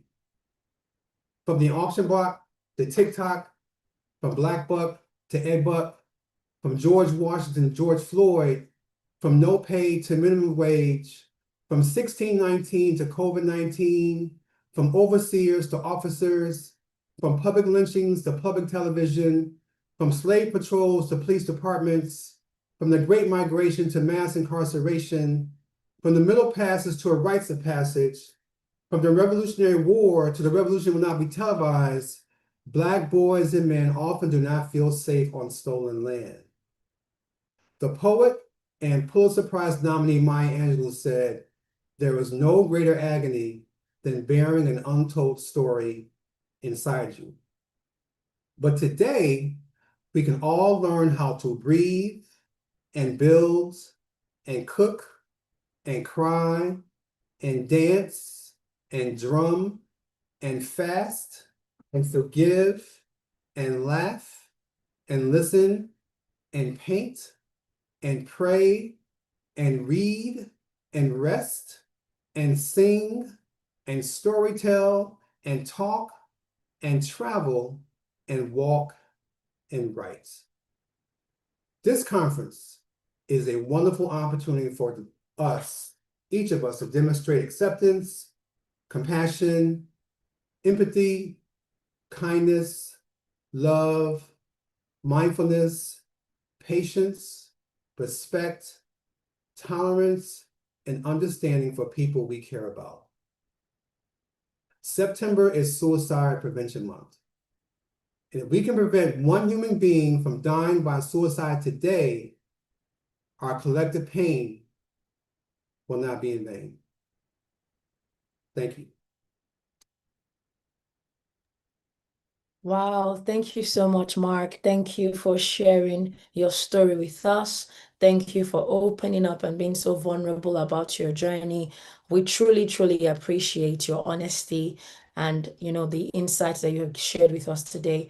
And truthfully, you just reminded us how faith is often found in the hardest seasons of life. Thank you so much. Guys, I just want you to just, put in the chat. Thank you, Mark. Thank you, Mark. Thank you so much. Thank you. We're deeply honored and just a privilege to hear from you, hear your story and just your journey all through. Super amazing. Thank you, Mark. All right, everybody.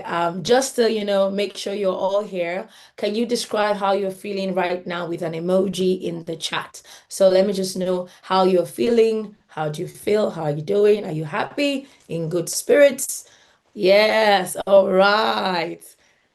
Great. It has been an amazing, it has been so amazing so far.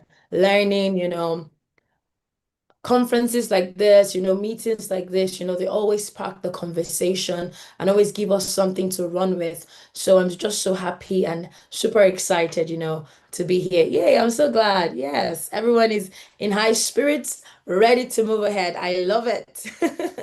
Amazing. Thank you once again, Mark. Thank you. Right now, we are going to go to our second panel session. Yes, our second panel session. And we're going to be receiving Deborah Omage. This panel session is how faith communities and grassroots groups can reduce stigma and support healing. Deborah Omage is a public health advocate using policy and storytelling to push mental health reform in Nigeria. She supports national projects at the intersection of policy, advocacy, and communication, most recently helping lead the launch of Nigeria's first national mental health rehabilitation centers directory. So please let us welcome Deborah Omage. Some emojis, some excitement. Let's see the fireworks. Come on, everybody. Hi, Deborah. Thank you and welcome.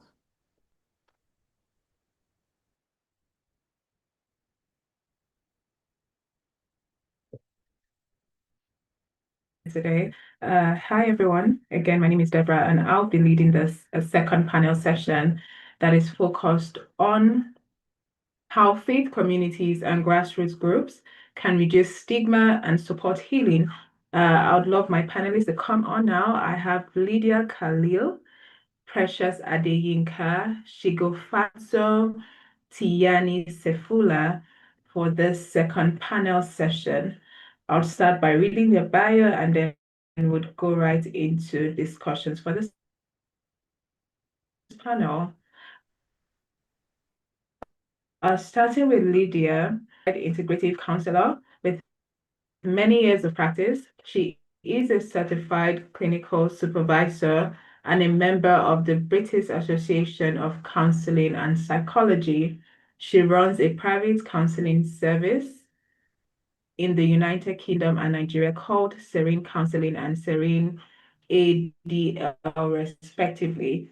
She is the chairperson and volunteer representative of Brent Bereavement Services. She is an ordained minister.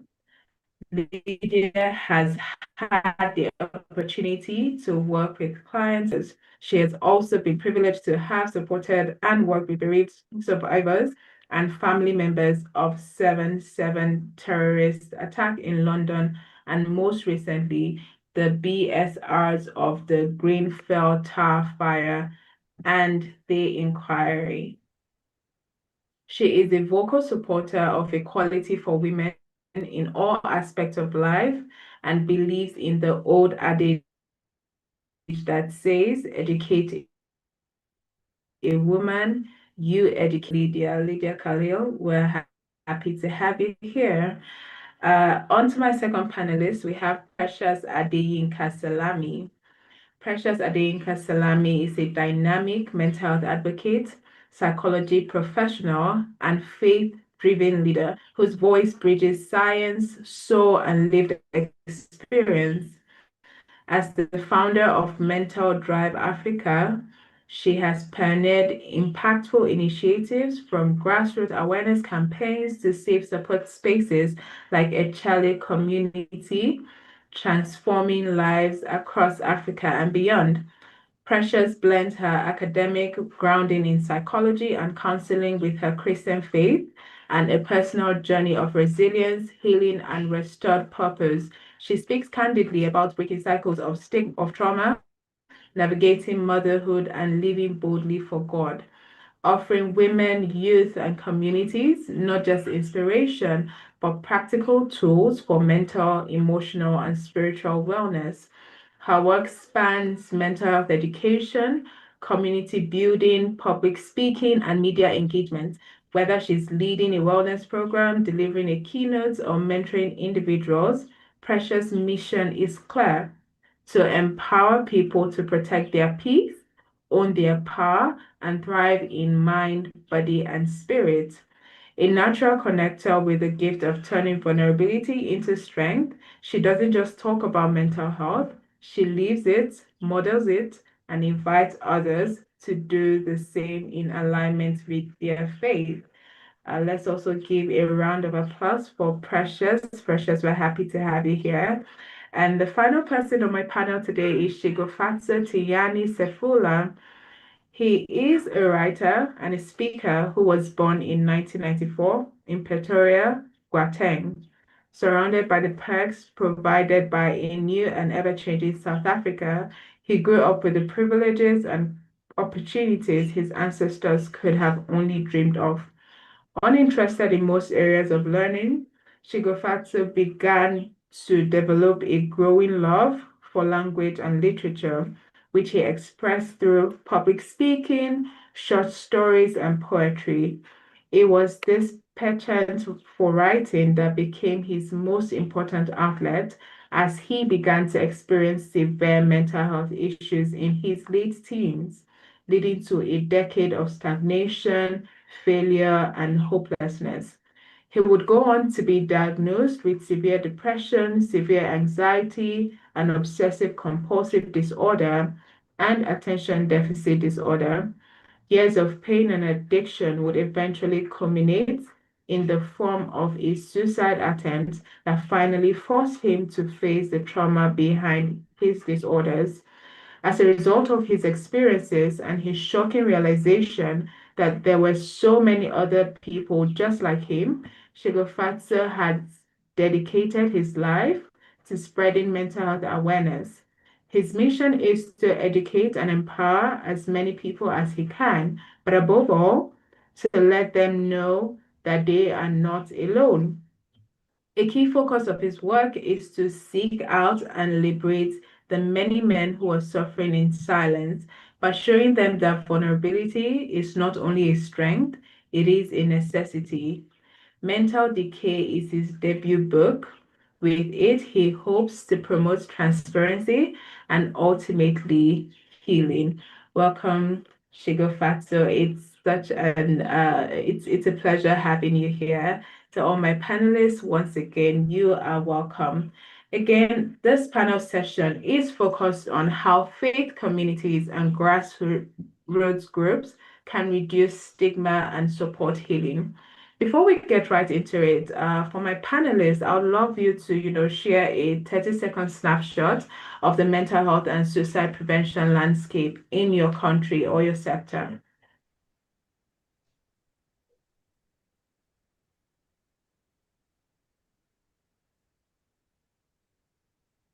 Okay, I'll go first since Precious is offline. Okay. I think regardless of where you are, whether you're in North America, you're in Europe, mental health is still growing and is still developing. Initiatives are put in, funding is taken out, so one end suffers at the other. We would say in the more developed countries, there is more awareness. It's something now that is written into policies for not only government, but in businesses, private institutions. So there's a lot more awareness. Suicide obviously is a topic that people like to skate around. So we all kind of know that it exists, but it's quite difficult to engage with. So in that sense, yes, it's growing. It's growing, I would say, from my experience. I'd like to echo that. I think that we're still in our infancy, and that this has been something that we've been afraid to look at for a very long time. And unfortunately, that ignorance has led to an overwhelming reality that we now are forced to deal with. I only know what I know because I personally suffered from it. So I can only imagine people who aren't directly affected. The lack of knowledge, the lack of education and awareness that they have. I think, like Lydia said, it's in its infancy, but it is definitely growing and it's encouraging. And I think being in situations and environments such as this is beautiful, and it's taking us a step further every single day.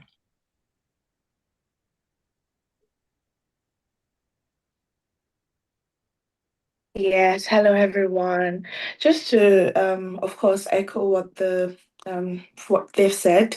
Coming from where I come from in Nigeria, to be specific, I've realized over time that one of the reasons I'm actually in the mental health space is because I started asking questions. I started getting curious. Why am I feeling the way I'm feeling? Why am I acting the way I do? And that is one reason that I have switched my career path from English and literature into psychology. Like, I literally started from scratch because I got to realize that a lot of times we're not asking the right questions in Africa, in Nigeria. Questions on mental health, the awareness is just coming up, the advocacy is just boosting up. And oftentimes you just get to realize that when people begin to ask the right questions, they begin to find answers to it, there are solutions to these things. Then of course, when people get to understand what the problem is, what exactly is the problem? Why am I acting this way? What's happening with me? Then you begin to find sustainable solutions to all the things that the questions that you've asked, you begin to find sustainable answers to them. And that is why sessions like this, conversations like this are quite important. And that's why you find out that a lot of people are beginning to get into the mental health space because, to be honest, right now there's just not enough awareness, and advocacy going around, especially in Africa. Since I moved from Nigeria in the last 3 years, like Lydia said, there's more awareness in the West, so they've moved from awareness into advocacy and then into action while we're still moving from the conversation point where I come from. And so that is it about mental health where I come from. Thank you. Well, thank you. Thank you, Precious, Lydia, and Shigafatu, for, giving us a landscape of what mental health and suicide prevention is like in, your country or your sector. We'll get right into it, and I'm going to start with asking Precious to lead the conversation this time around. by answering this question. So faith-based organizations, they often have a deep sense of trust in communities. How have you seen this trust leveraged to address mental health stigma? Okay, so talking about faith is quite interesting. And I'm going to be talking my perspective as a Christian, because I mean, is one of the popular religion that we have, more prominent in Nigeria. And I'm going to be talking from the perspective of a Nigerian. I've come to realize that where faith leaders are concerned, where faith is concerned, it is first the channel to get into community, to get to people. You would realize that it is quite rare. Atheist or atheism is really on the low in Nigeria, in Africa at large, or, that I'm speaking from my experience of being an African. You realize that about 90% of everyone has one religion they belong to. So it makes things easier. You can easily channel through an existing protocol. And what's the existing protocol? Faith, religion. We already have religious leaders. We already have faith-based leaders who are the first point of contact with people. So in having to expand the knowledge of mental health, or in having to talk about it, or have these genuine conversations, one thing we can always leverage on is the trust, the connection that faith or religious leaders already have established with people. Take a look at this. When you have a religious leader come to talk about suicide, they understand it. They're not coming only from the spiritual part. They're coming from the part of lived experiences. It makes it make sense to the common man. It makes it more relatable, because it feels like, oh, if this person who I hold in high esteem has lived this experience, then I think I'm able to talk about this. So from my perspective, faith-based strategies going into the community is one of the most effective way to get the conversation on mental health going. Our religious leaders are already there. We come from a certain sect of people where people idolize these people, idolize religious leaders. It's just being talking about the truth in this conversation. So if you're already in a position of power, of influence, then let it be the right kind of influence, given the right kind of leverage to the right kind of conversations. And that is how we can make tremendous progress where mental health is concerned, especially in Nigeria and Africa at large.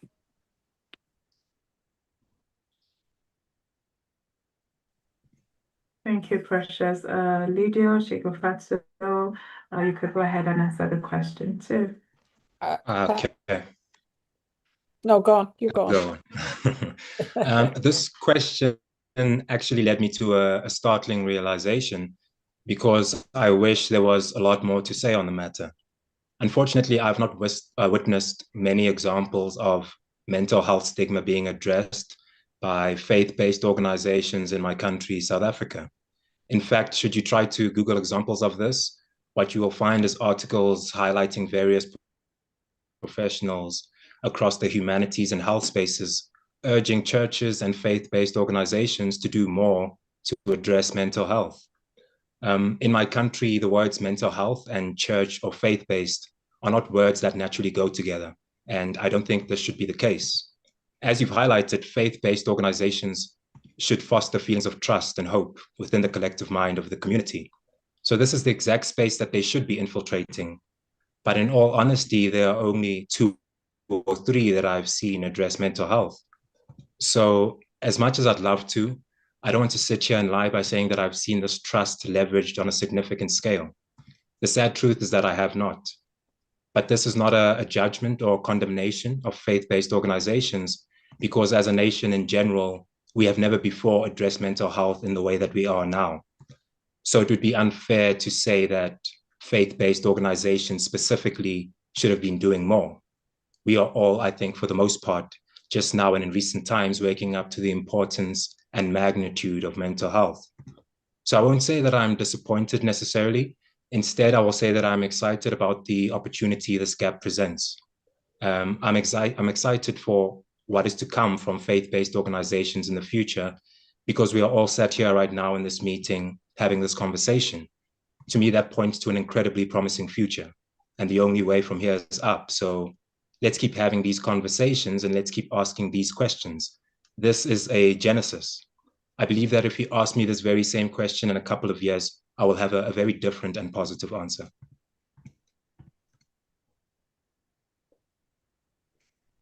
Thank you for your honesty, Shigafatu. It's really, I definitely resonate with that. It's an upcoming thing. It's, it's the intersection of faith-based organizations and mental health. Lydia, what do you have to say to the question? Well, I think I'm a little bit in the middle because I was maybe one of the first who really pushed this agenda of mental health in the church. It is improving immensely, both in Caucasian and non-Caucasian churches, at least in the UK. I think it's also filtering through in Africa, certain parts of Africa. But today, disappointedly, I was listening to a program and one of the youth ministers said something like, oh, if you have Jesus, you don't need counseling. And I was thinking, oh, no, come on, you are young.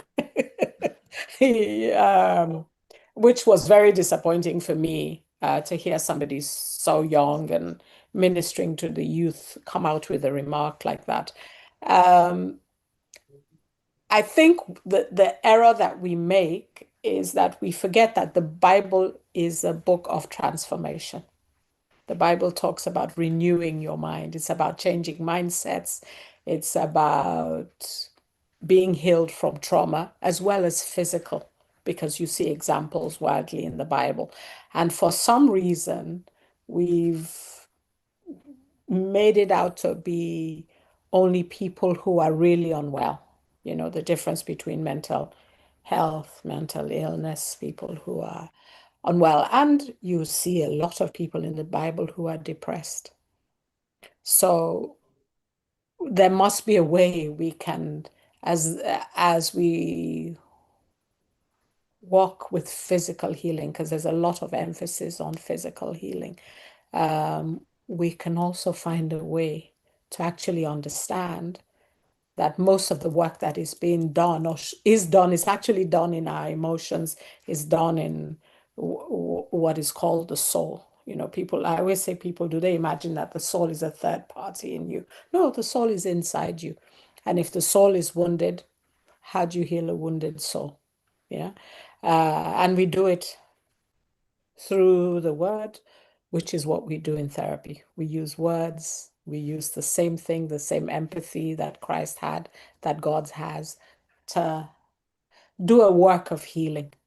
I think until we begin to make that adjustment in understanding, once we can correct the pathway of thinking, then it will become kind of part. We have things for singles, we have things for married people, new moms, whatever. We can also have departments where people go for therapy. I know a few churches that do have, and some of the therapists in the church volunteer and they give of their service. So it's getting there, but we need to push, especially into different areas of Africa, as we are hearing today.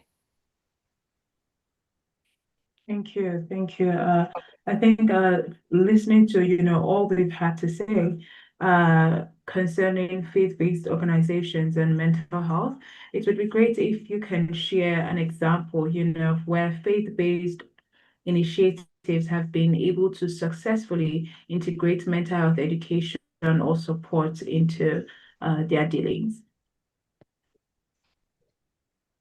Okay.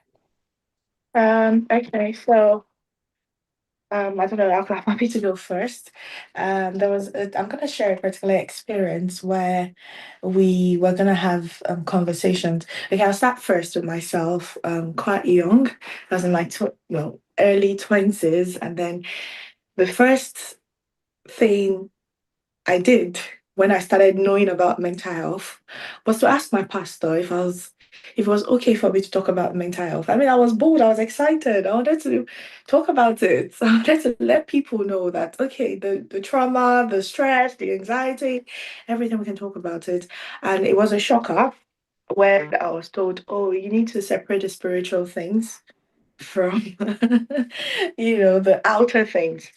So all of the excitement was washed away. Like, I mean, if the Bible, sorry, I'm gonna quote one scripture that kept ringing in my head, and it is 3 John 1 verse 2, and it says, I'm gonna quote the English Standard Version. Beloved, I pray that all may go well with you, and that you may be in good health as it goes well with your soul. So my first question was, my pastor, like, why would you tell me to separate the soul from the spirit and not? Do you get it?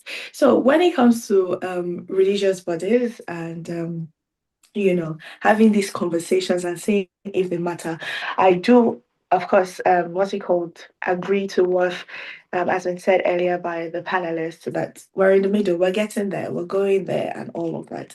But in a situation where we're having these conversations in church, or we're getting opportunities in church, because fast forward 3, 4 years later, and I'm not just emphasizing on church, this goes beyond just one religion. Fast forward 3, 4 years later, in that same church, on that same pulpit, I was given the opportunity to talk about mental health. There were things that went in behind the line. I got asking questions. I wasn't relenting. It's one of the things that actually led to me having a talk show at one point, which was Real Talk with Simi, and then went on to have an organization that started talking about mental health awareness, advocacy, and action. And then I got to realize that even at that point, one of the things that the pastorate realized, or I helped them realize, was there is a point where your role stops and where professional help is needed. Or there is a point where, all the pastoring, the influence, and the conversations, it drives towards a particular point where you need to understand that the professionals need to come into it. There was one funny example I gave then when I was like, oh, okay, so if your member has, I said malaria. I don't know if everybody is familiar with malaria. And I was like, so if a member has malaria, of course, you teach us to have faith for that physical health, right? You teach us to trust that, oh, we're not going to die, but it doesn't stop us from using the meds. It doesn't stop us from going to the doctor. It doesn't stop us from seeking professional help. So these were conversations that we started building on. And fast forward 4 years later, we had gotten to a point in my church where the conversations were easy. So it's like a Sunday school thing. We're talking about mental health. So if you're experiencing this form of trauma, if you're experiencing this form of stress, anxiety, or you can speak to this person, or you can speak to this set of people. And it's quite interesting that currently we have board of trustees at Mental Drive Africa, and 2 of them are pastors. These are people who are going beyond that pastoral. There is one person who I'm so excited for. She calls herself the soul surgeon now. She's gone ahead to go into trauma-informed care. She's a pastor, but then that is like a ministry for her. But she's gone ahead as well to go into the professional side of things, gone for the training, gone for, proper certifications, and then is infusing that into our day-to-day healing conversations with women. So I do think that at certain points in time, these conversations can really happen. And and that is one basic example I can give. In our outreach, we've had conversations where pastors talk, they already lay the ground. It's like watering, it's like pouring the water up front, where they talk about things with it probably start during Sunday school classes or during trainings with the teenagers, and just makes things easier for us. So I really think these conversations are progressive. Thank you. Thank you, Precious, for sharing. Lydia Shigufata, please, if you have responses, you can go on. Okay. I've seen one great example of this integration. The South African chapter of the International Association of Catholic Mental Health Ministers is a great initiative that I've come across. The ministry provides spiritual accompaniment and pastoral care for people experiencing mental health challenges and mental illness, but not just for them, but also for their family members and friends, for those who are affected. Often we only think about those who are suffering, but this is a disease that has many tentacles. And it's not just you, it's your parents, it's your siblings, it's your friends. So I think it's amazing that they do that too. And one of the principles that guide their work is Ubuntu, which in essence means a person is a person through others. And this promotes interconnectedness, compassion, and community. So for me personally, as a person of faith who has suffered from mental illness, it is so beautiful to see the words mental health and ministries beside one another. It makes me feel safe. It makes it feel like home. It makes me feel welcomed. This initiative is truly amazing. It does things such as raise mental health and suicide prevention awareness through various outreach programs and communities in order to help overcome stigma and discrimination. They even have faith-based retreats for those who are struggling. And furthermore, they offer access to spiritual support groups, access to other useful organizations, and they even have a film series called When a Loved One Dies by Suicide. This again, it highlights the wide range of effect that this disease has. So this film series is to help those who are left behind. So this is an organization that I've recently come across, and it is wholly dedicated to supporting mental health. And I think what they do really well is that they do not try to separate your faith from your mental health. They see it as something that can work in tandem, and they do not judge. It's not according to denomination. It is, like I said, based on Ubuntu. It is about love and care. And ultimately, as a person of faith, as a follower of Jesus Christ, I believe that love comes first. So I think it's quite amazing what they're doing.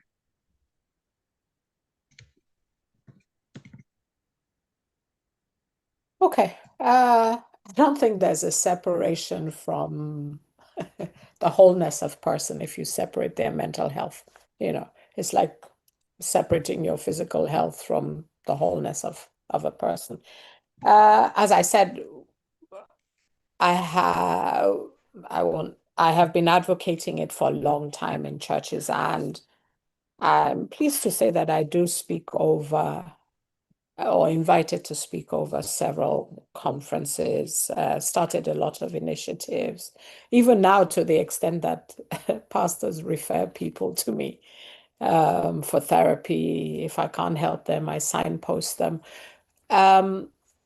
So it's improving. We still have people who struggle with it, struggle with acceptance. Even I know we're talking more about the leadership of church versus, the congregants, but even the congregants struggle to accept that they need support more than a prayer can give them, which I know is something very controversial, I've said. But sometimes, there is benefit in being able to sit down and talk. The Bible says, God says, come to me, let's reason one to another. Every time Jesus encountered somebody, he would most of the time would ask them, what would you have me do? Which means that you had to acknowledge your pain, and then he would have a conversation, and then healing would take place. Very similar in the counseling room. So things are getting better. We are pushing, we are advocating. We will get there. It looks like Deborah's dropped off. Yeah, I think Is she back? No, not yet. I think we've got a lot of stuff. She's back now. Oh, she's back. Yeah. You're muted, Deborah. Okay, I apologize. The weather is fluctuating and going in and out of the call. But, thank you for sharing. I also had to change my device, but thank you for sharing those examples. Most definitely, one thing that we could take out of that is that mental health should not, this different institutions, whether the family institution, the faith-based institution, all of them, they have to work together and not individually, because mental health does not operate in silos. Mental health needs to be treated in each of these institutions. So let's go a little deeper in terms of faith-based and community-driven mental health interventions. How can grassroots leaders collaborate with mental health professionals to ensure that interventions are safe, they're ethical, and also effective? I think that grassroots leaders can collaborate with mental health professionals through a variety of ways, such as jointly designing programs and initiatives using their respective expertise and perspectives. But more importantly, I think that grassroots leaders need to learn and gain knowledge about mental health from the professionals. In this way, they can go back to their communities better equipped to empathize, support, and bring forth necessary change and intervention. A number of reasons, such as location or resources. In my experience myself, I was able to go to a therapist and I was able to be on pills for a little while, but then, life happens and you suddenly can't afford that. And then what happens? Your journey towards healing takes a knock and it stops, and you find yourself reverting to an even worse state. So not everyone is always able to go to that professional, but I think that's where grassroots leaders are able to step in. A professional is not always available, but more often than not, most communities have leaders in one form or another. So to me, in regards to mental health, these leaders can essentially be middlemen of sorts between the community and the mental health professionals. You may not always have a therapist around you, or you may not always be able to afford it, even if you do, but chances are you'll have some form of a leader that you can approach and seek help from. So I believe that it's extremely important that these leaders collaborate with the professionals in a way that will equip them to be effective mental health advocates and ambassadors within their respective communities. Okay, so I'll go next. I think for this question, the key words are partnership and collaboration. Because in the first place, if we have leaders who are not fighting off the professionals in the first place, it makes things easier. So you're collaborating, you're looking forward to more effective and sustainable ways to be of influence where people's holistic wellness are concerned. And when I say people's holistic wellness, I'm talking about people you have influence on as a grassroots leader or a religious leader. So it's not just a conversation of, oh, I'm here and let them be there.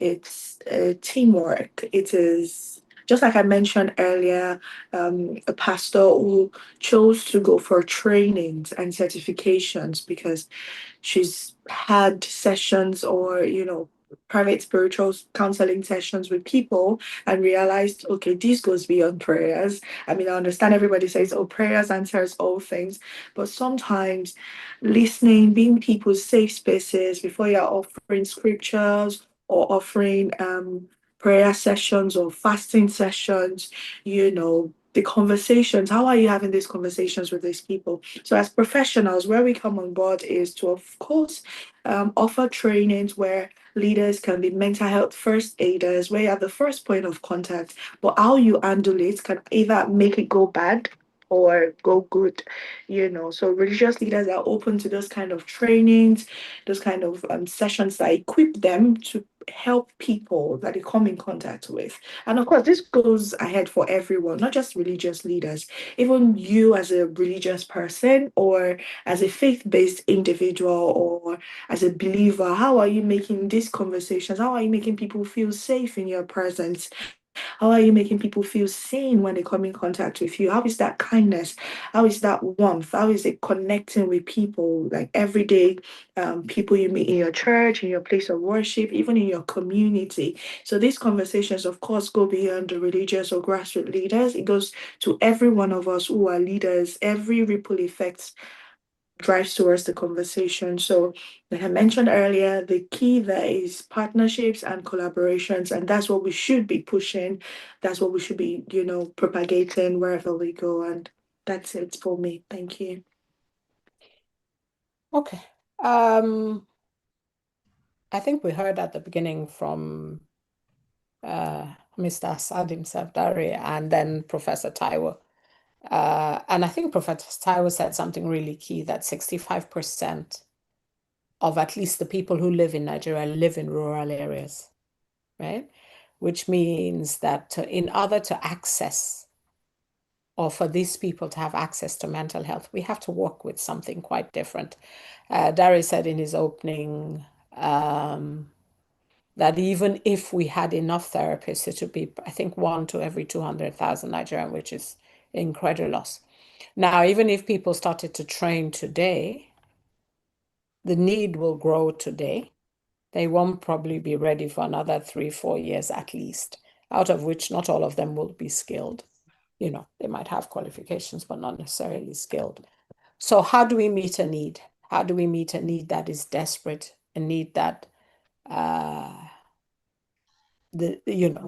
covers a multitude of people? And the only way to do it is through a political, a social, or religious group. That's what a community is. So are we talking to the key leaders politically? Because they have we have to connect or partner, as Precious said, with people who have influence. And who are these people?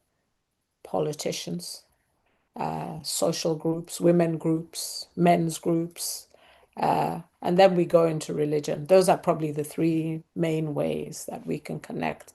Can we train everybody? No. And I think a lot of it needs to go back to something my brother from South Africa said about community. He said something really powerful, that when mental health affects somebody, it affects the whole family. And in the old days, we survived by community. So if somebody died, somebody would go and stay with them, cook for them, look after them. Now, because of development and things, we don't do those kind of things. We're not literally our brother's keeper. So now we have to return to basic things of looking after one another. So in the communities, even in church, they can't be, not everybody's a good listener. Not everybody's empathetic. Or in the mosque, or even in, the political groups, the social groups. There is identifying people that have those skills that can be trained to be first aiders. Another thing which I think the professor talked about was language. How do we normalize it? How do we make, when people are struggling, okay? How do we make them understand what depression is? How do we make them understand what anxiety is? How do we actually get them to differentiate between somebody who needs medical intervention as to somebody who we can sit with and have conversations around? And really, it's by going into the grassroots, to places where people do not have access. We talk a lot about social media. I could argue that it can do a lot more damage than it is doing a lot more good.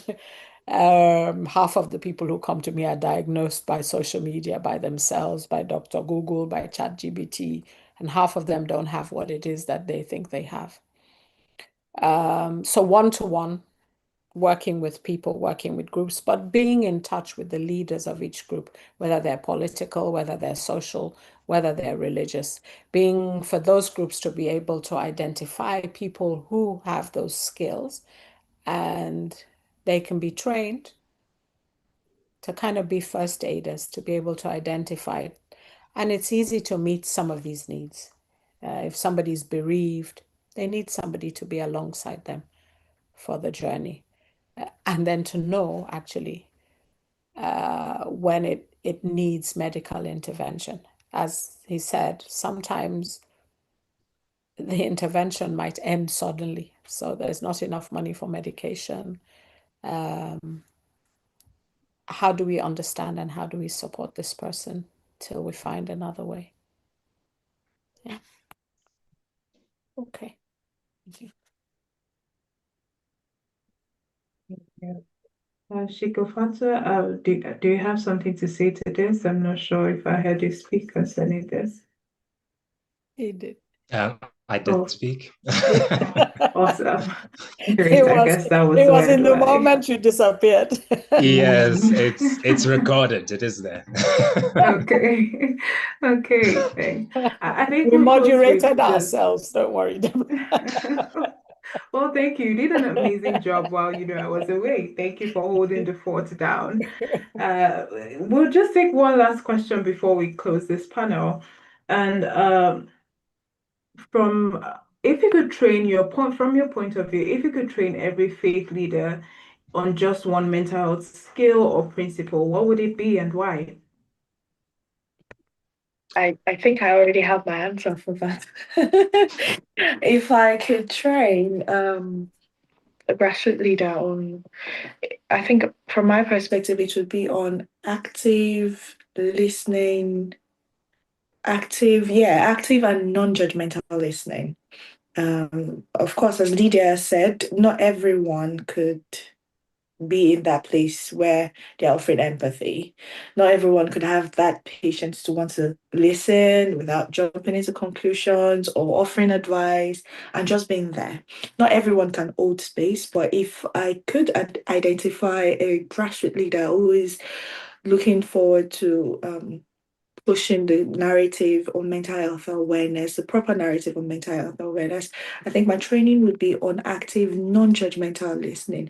A situation where they are positively holding space enough for people to feel safe to share their insecurities, share conversations, like an wholesome listening thing, where they're not listening to just defend or offer advice or, push narratives, but listening from actively listening. Now, there is listening and there is a form of active listening where you are paying attention to the body language, you're paying attention to just more than the words, you're paying attention to expression, you're paying attention to things that people are probably holding back on, but you're doing it in a way where they're not feeling judged, where they're feeling sane, where they're feeling safe enough to exhale. And I feel like that is like a starter pack for every mental health first aider, because you can only help people who you've listened to. There's a way you can listen to someone's soul and you can hear more than they're saying. There's a way you can listen to them and then you're just being in the moment. You're just being there, being present, gifting them with your presence and helping them feel and understand that they're not alone, or helping them feel seen, helping them understand that their voices are not too tiny to be heard. So that is one thing I would first jump off to train a grassroots leader on: active, non-judgmental listening. So that is it for me. I'll hand it over to Lydia. Or Okay. I would say for them to be more empathetic and actually to mirror whoever it is that is their ideal. So if it's a Christian, are you mirroring Christ? If you have another religion, I'm sure there's somebody equal to that they can mirror. So it's about being empathetic. Are you able to give people time and to listen, a bit like what Precious has said, to really listen to what they are saying, which, as I said before in my illustration, that Jesus had time to stop. Even people who touched him that had not come to him, he was able to acknowledge that they had a need. So that would be my thinking. I have to agree. For me, without a doubt, it would be empathy. I cannot stress how important empathy is. And for me personally, it saved my life. For years, I felt alone and misunderstood. At certain points, I felt like a leper or some sort of alien. And this made all of my conditions and symptoms so much worse. Not feeling seen or understood leads you to a certain kind of loneliness that drives you towards death.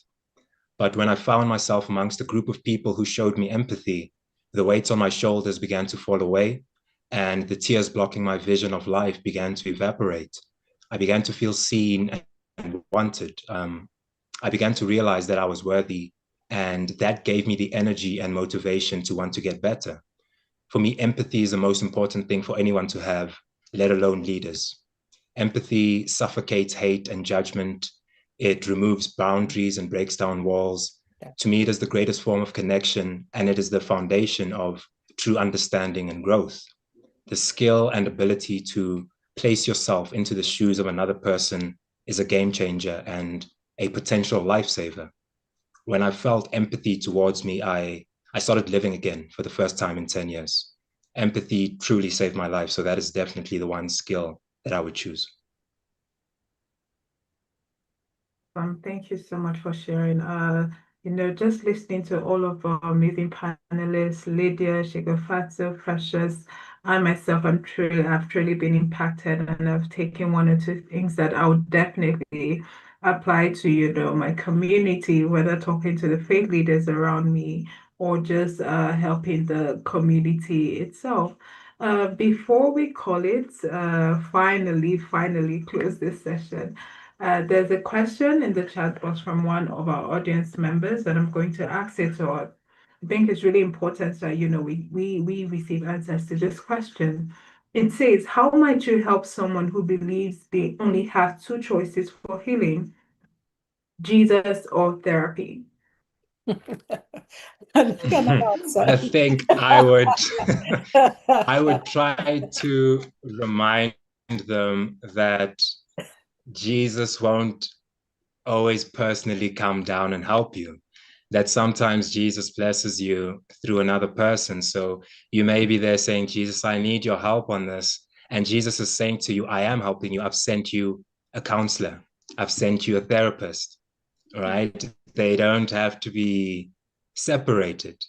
If you're ill, you've got an ailment, a physical ailment, and you refuse to go to the doctor, Jesus created doctors to help us. Jesus created doctors to afford us healing. So I think I would try to make the person see that there is a marriage between the two. Okay, I'll go next. I agree completely. There isn't a difference. If not, Jesus will still be here, right?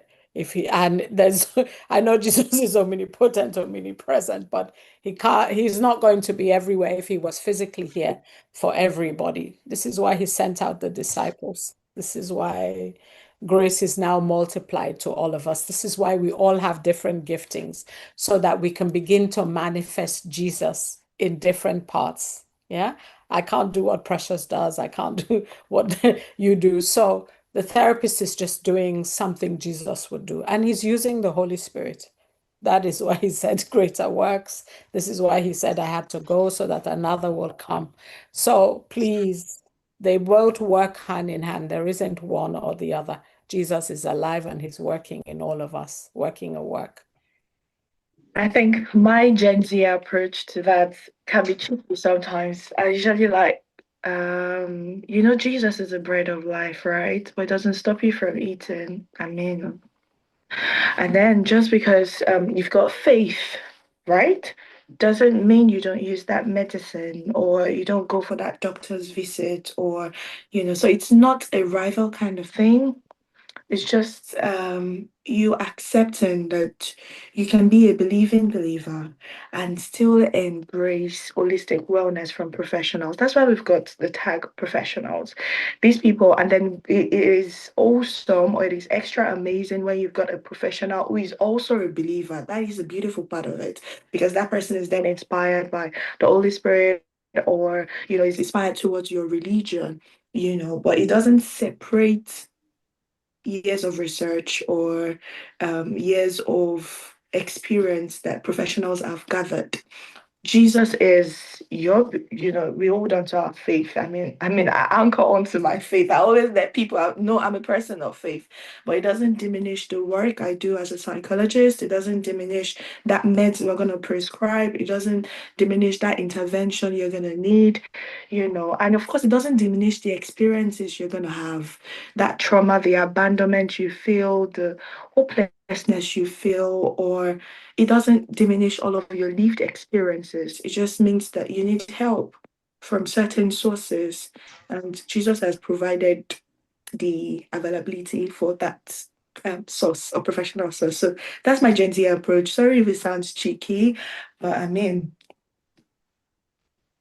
Disclaimer. Thank you. Thank you. Thank you, Precious. Thank you, Shigafatso, Lydia. I mean, I was listening to all you had to say, and that's supportive. And I was like, yeah, that's tea. That's tea. I mean, look at the comment section or the chat box. Everyone is like, preach, yes, queen. Yeah, that's for certain. We'll take the final question and then wrap up this session. Is there such a thing as separating your professional practice from faith in administering therapy and healing? As an inspiring psychiatrist myself, especially in climes where introducing faith is frowned upon? I think that is somewhat a personal choice.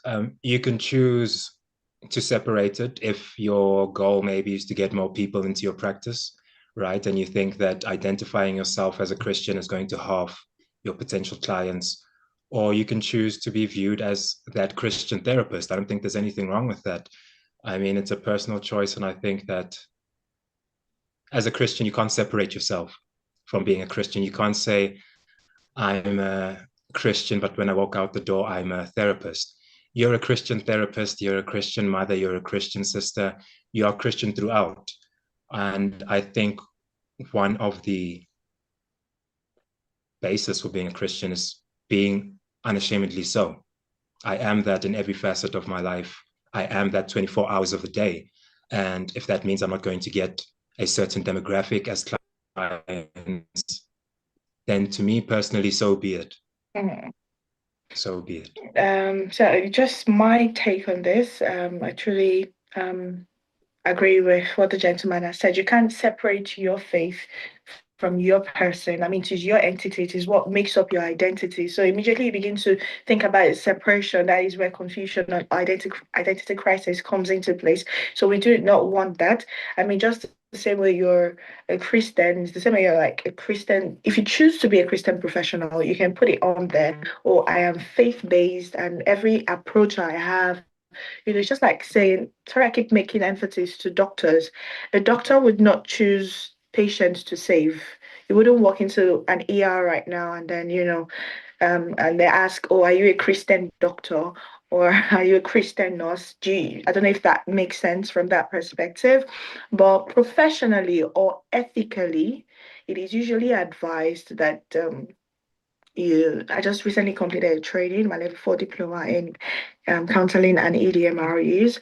And one of the things that we've thought is ethically, you do not push religion to the forefront unless your client, and I'm talking of this from a client, what's it called, a counselor's point of view now, unless your client brings up faith into the conversation professionally or ethically, you are bound by the guidelines that guides your profession. So professionally, you're not to bring up religion or push religion in people's faces. Professionally, you're to accept everyone as they are and then have conversations. But this good thing about being the person of faith is it always mirrors in your courage, in your words, it brings healing, it always mirrors, you know, and you can't truly separate that from your practice unless you are in a room where you're bound by ethical guidelines, and your ethical guidelines states clearly you don't push religion to the forefront. You know, you're non-biased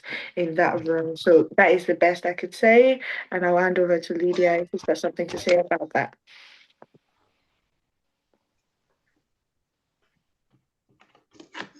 You're muted on my screen. Okay.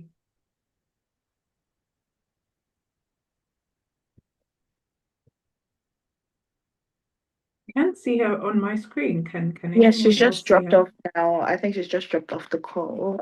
Oh, she's back on. You're muted, Lydia. Hello. Oh, I think she's on the road or something. Okay. It's allowed me now. Oh, okay. Can you hear me? Welcome back, Lydia. Yes. Okay. And it's muted again. Okay, finally, because I changed devices, it wasn't allowing me to unmute. professionally, I'm not allowed to bring my faith or declare my faith, a bit like what Precious was talking about. But it doesn't take away from the presence of God. God is not always loud. Yeah, He's always present. I don't think you can put me on Google and not see my faith. But the need to bring it in, if you have emergency surgery or whatever, you're not going to ask the doctor, are you Muslim? Are you Sikh? You can't attend to me because you have a different faith. Yeah. So the faith actually works through the work that you do, not necessarily because you are brandishing something. I'm not saying that we should hide who we are, but I think more importantly, does it come through in the work? Does it come through with who you are? Is God able to work through you as a vessel, as opposed to, a lot of times people say, I'm this and I'm that, but you cannot see the fruits. The word talks about the fruit. Let your fruit remain. Let it abide. Let it produce much fruit. Are you able to produce fruit? Does your fruit remain? Does it abide? Are you able to do more with God working through you, as opposed to you just holding up a sign and saying, this is who I am? A lot of clients look me up before they come to me, so they would have seen that anyway online. Clients come specifically for that. Other clients just come and give it in whatever it is they need, whatever need that they have. I just believe that God is going to meet it through me, not because I'm disclosing something. If you're a therapist anyway, self-disclosure is a very, very important part of the work that you do. You're not supposed to sit there and talk about your children, your family, your religion, your relationships, or your history, because too much of you would be in the room. If you're doing befriending, that's fine. Or if you have just a practice that you just have a niche market. So your market is for Christians, or your market is for Muslims, that's different. If you are a general practitioner, at least in the UK, it's part of your self-disclosure. It's part of your self-disclosure. So I hope that answers the question. Thank you so much, Lydia. Thank you, everyone, for staying tuned on our panel, Faith-Based and Community-Driven Mental Health Interventions. I'm glad that, and I'm sure that, we've been impacted, and definitely one thing stood out for all of us. There is a place for faith and mental health. And so we should try to amplify that and ensure that, through the faith-based organization, we can actually get more help for people as they need it. Thank you to my panelists, Shigufatso, Precious, and Lydia. It's been amazing having you here and listening to your words of wisdom. Thank you all. I'll be handing over back to our host. Thank you so much, Deborah. Thank you. That was truly an insightful panel session. I learned so much, and just, I'm so inspired, seeing people in the faith also shining the light. Most times people will think that just because you belong to this faith, it sort of stifles you. But it's very, very interesting to see that you can still have expression, as a person of faith. So please, let's just, thank every of our panelists for sharing with us, so much insight, so much we have learned today. Thank you so much, Lydia. Thank you, Precious. Thank you to Mr. Tiani. I hope I pronounced that well. Thank you so much. Thank you so much. I'm so inspired to go out and shine the light. I really loved, what Lydia said about, your fruits. The Bible says that by, your fruits, you shall know them. By their fruits, you shall know them. And really, really like your fruits. Super, super inspiring. Thank you so much. Wow, I really love this session. It's like it just keeps getting better and better and better and better, like the path of the just. All right, as a shining light. If you know, you know. Anyways, we're gonna go and receive a spoken word rendition from Kumbi Black right about now. He's a multi-talented creative and a community leader who uses tech, drama, and film to empower Africa's next generation. He's also the founder of Tech Tribe Africa, the fastest growing online African students tech community in Africa. And yeah, we're super excited to have you, Kumbi Black. Please go Thank ahead. you, Shay. Thank you, Shay. Thank you, everyone. All right, I'll just go straight to it. The title of my piece is I Love You. And this one is for every man on this call. And for the ladies on the call, this is for your brothers, this is for your husbands, this is for your male friends, it's just for every man out there. And so I'll go straight to it. All right. I love you. That's what she always says to me. Today, she said it today, and I bet you she will still say it tomorrow. She being my mom, she being my wife, she being my sister, she being my daughter, she being my pastor. My response is always a fake smile. No words come out from my mouth. It's just my lips are forced at the back, my cheeks puffed up, and then gradually I look away. Hey, don't try to judge me. I simply find myself in a society where I'm made to question that phrase, I love you.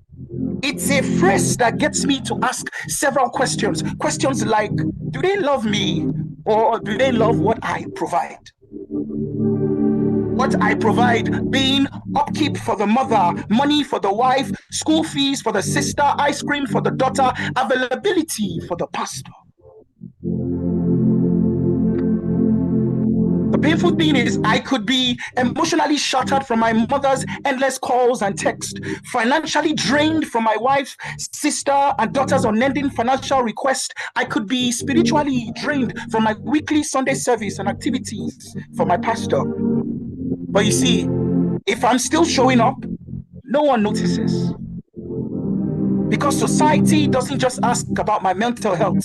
They only ask about my performances. Is he a good son? Is he a good husband? Is he a good brother? Is he a good father? Is he a good church member? Kai, utility over humanity. Wait, it even keeps it that way. The same world that preaches empathy, but only when it is convenient. I see.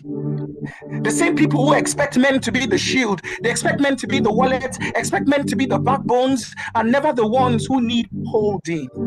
Papa, no wonder a man's health is so invincible, mental. Because acknowledging you are not okay would mean that you are saying you don't want to be a good son, you don't want to be the best husband, you don't want your sisters and daughters to keep seeing you as their superhero, you don't even want to make heaven. Hey, I see all of you nodding your heads. I see some of you trying to dry your tears. I can feel the bitterness that is flowing whilst you reflect on everything thus said. The truth is, our realities are like Siamese twins. You've simply been there. You've been where I've been. You've seen what I've seen. You've did what I did. Living in performances, but you're dying in silence. And for that reason, can you allow me to say it plainly? Allow me to say it vulnerably. Allow me to say it without condition. Because if nobody else in this life does, I will tell you that I love you. I love you not for what you give. I love you not for how you show up. I love you not for what you endure. But I love you just because you are here. Still breathing. Still trying. My brother, from me to you, I just want you to know I love you. Thank you very much. Wow. Oh my God. Wow. Kumbi Black, you exceeded our expectations and you took us into the emotion. That was absolutely beautiful. In fact, we love you too. Thank you so much. Thank you so much. That was so detailed. That was so inspiring. And just paying attention to the words that you said, oh my God, really just shifted something on our inside. I can say for myself, shifting from performance and just wow. Thank you so much. Please let's just celebrate Kumbi Black one more time. Oh my God, what an honor. I look forward to hearing more and more and more and more of you. Oh my God. Okay, wow. Wow, wow, wow. Somebody say wow. Oh my God. Oh wow, wow. Okay, I don't want to like say a lot of wows and then I sound like an ambulance. Okay. Yes, the wows are coming in. That's it. That's it. That's it. That's it. All right, we're gonna have our third panel session right about now, and it's going to be on the role of digital culture in youth mental health. We're going to talk about solutions, advocacy, and responsibility. And we're going to be having Chenanaya Bamishile, amazing, a powerhouse advocate and HR consultant who leads with kindness, service, and commitment to mental health awareness. All right, Shania, please, over to you. Hello, everyone. Good afternoon. I hope we're all doing well. So yeah, before we get into the panel, I'm just going to quickly introduce myself really briefly. My name, like was said previously, is Chenanaya Bamishile, and I have the absolute pleasure of moderating today's conversation. I wear many hats, but at the heart of it all, I'm passionate about people, helping them grow, thrive, and bring their best selves into any space they occupy. So I get especially excited about conversations like this one that we're having today because they allow us to exchange ideas, challenge perspectives, and walk away a little more inspired, really, than we came in. And so think of me as your guide for today, for this session at least. I'll keep us on track. I'll make sure we squeeze out the wisdom from our amazing panelists and hopefully add a bit of fun along the way. So today we're truly privileged to be joined by a powerhouse panel, really. So each of them brings a unique perspective, but they will all be united by one mission, which is advancing health and well-being in a world that is changing faster than ever. From public health research and disease prevention to creating safe virtual spaces for mental health support to trauma care and counseling that restores lives, this panel embodies the blend of science, advocacy, and compassion. Together, they don't just talk about solutions, they live them and build them, and they inspire others to do the same. So ladies and gentlemen, get ready to learn, be challenged, and be inspired as I introduce our panelists. So our first panelist is a passionate public health researcher who works taking strength from health systems, strengthening health systems. Oh, I see her face, I'm excited. Okay, so yeah, she's a passionate public health researcher whose work has taken her from strengthening health systems to coordinating immunization efforts with the WHO and even helping to immunize over 100,000 children in Nigeria. With a background in biological sciences and currently pursuing her MPH at the University of Ibadan, Swin. She is deeply committed to infectious disease control, health equity, and digital innovations in public health. Please welcome Ruth Oluranti Oyedipo. Please a round of applause. I want to see the clapping, please. Thank you. Thank you very much. Thank you. Okay, I love that. Okay, so our next panelist joins us from South Africa. She's a dedicated mental health advocate who is leveraging technology to make mental health support more accessible and discreet in today's digital world. Collaborating with psychologists and psychiatrists in the UK, she's building safe virtual spaces that bridge geography and stigma, driving advocacy across borders. Please join me in welcoming Daniela Wood. Applause, applause, applause. You know the drill. Let's go.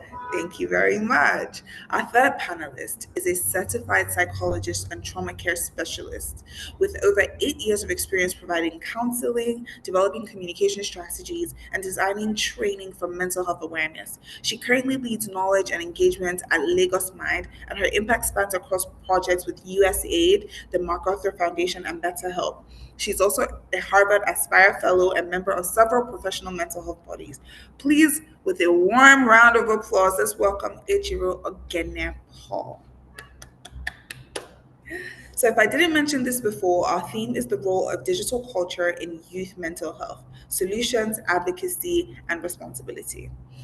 Our panelists, like I said earlier, are Ruth, Daniela, and Ejiro, and I'm going to start us off lightly with an opening question. And this question I'm going to hand to Daniela.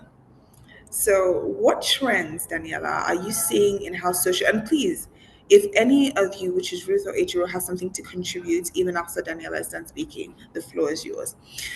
So the question is, what trends are you seeing in how social media influences youth mental health positively and negatively? Thank you so much, Shania. Yeah, so with social media, one of the positives that I've really loved in upcoming in the past decade that we've seen is that mental health is being spoken at a much more larger scale. A lot more people are starting to understand its impact, and a lot more people are starting to understand how it actually affects communities, how it affects populations.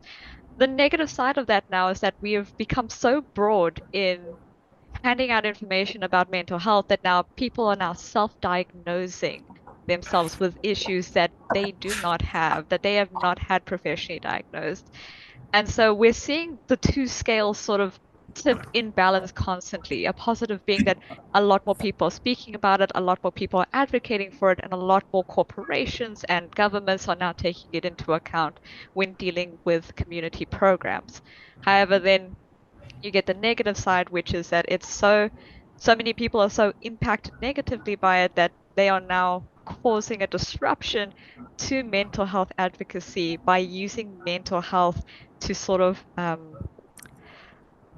I've missed the word now, but it's to negate their actions as so it doesn't allow them to get the consequences of their actions by saying they have a mental health issue. All right, thank you so much. I was noting down what you said. Thank you so much. Ejiro, you want to have a go? Yes, I was going to say people are beginning to use mental health care conversations or disorders as a justification for their actions. It's almost like if you do something wrong, there's now a mental health shield that you can block your actions with. And I think that's a big problem that social media has brought. On the flip side, I'll say social media has also helped increase connectivity. While there's a lot of back and forth around the level of connectivity social media has brought, one thing for sure is that it has helped bridge the gap, especially for people in LMICs and others in the global north. That's one good thing social media has helped us achieve. This webinar, for example, this event, for example, is one good example of social media helping us bridge the gap. But at some point, I think we need to be able to clearly delineate where do we put a barrier and where do we hold still, or what areas do we join hands together and work for, and where should there be a pause when it comes to social media? Thank you. All right, thank you so much, Ejiro. Riff, do you have anything to say before I cap it up? Okay, please go ahead.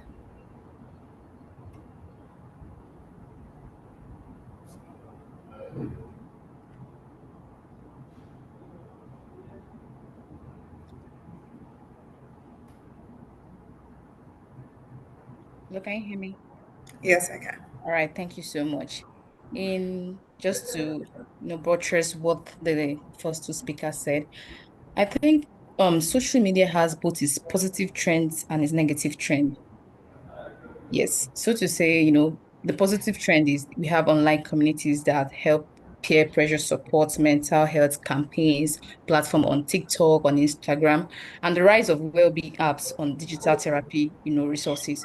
But the negative side is the cyberbullying, the sleep disruption, and sometimes, the comparison affects negatively. And also, but there is a trend now, and the trend is young people are now more open about depression, about suicide, and about online therapy. So this will in turn reduce stigma for the young people. Yeah, thank you. Thank you so much, Ruth.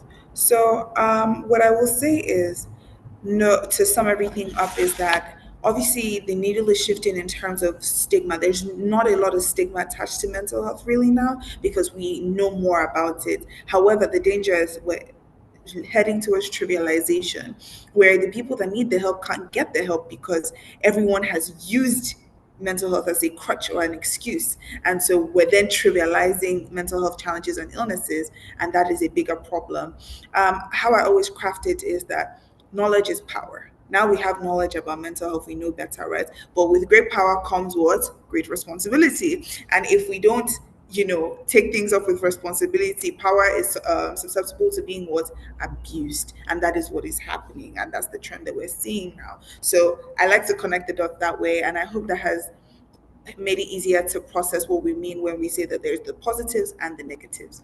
Okay, so I'm going to move to my next question, and this one is for Ejiro. Ejiro, can you share a case or campaign where social media was used effectively to prevent suicide or promote mental well-being amongst young people? All right.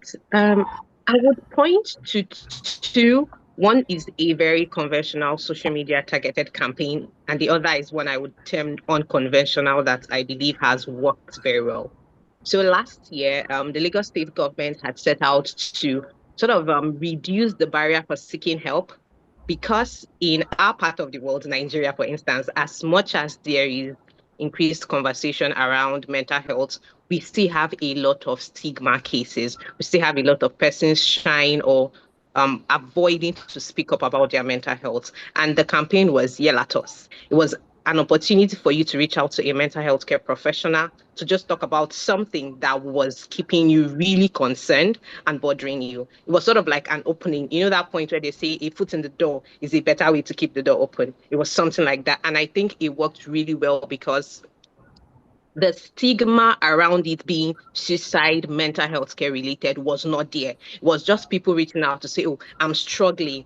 I'm going through a lot. I have this on my mind. I have that on my mind. I've been experiencing a lot of anxiety. I am depressed. This case is not going well with me. This issue is affecting me. And then obviously, because they are speaking to a professional and a counselor, the counselor is now able to structure the conversation properly, help them identify the issues and prefer solution or direction on how to seek help. So it was a very good campaign that I love because it did not come with the caption of preventing suicide. It just came with an opinion to speak to somebody. Yell at us. You have that opinion. Just call, shout, rant, whatever it is. This is an outlet for you to do that, and then you obviously get help.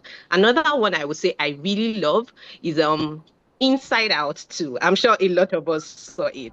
It was amazing. For me, I felt like that was a beautiful way to highlight mental health in a non-stigmatizing way. I felt like it was such a transgenerational conversation that everyone could relate to.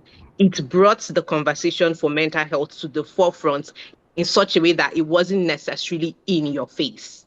It raised conversation around mental health. It talked about how to manage your emotions. It talked about cases where if you're struggling, you can get support from other people and also from yourself. So those are two campaigns I feel like have really done justice around mental health and help raise the conversation when it comes to mental health and across social media.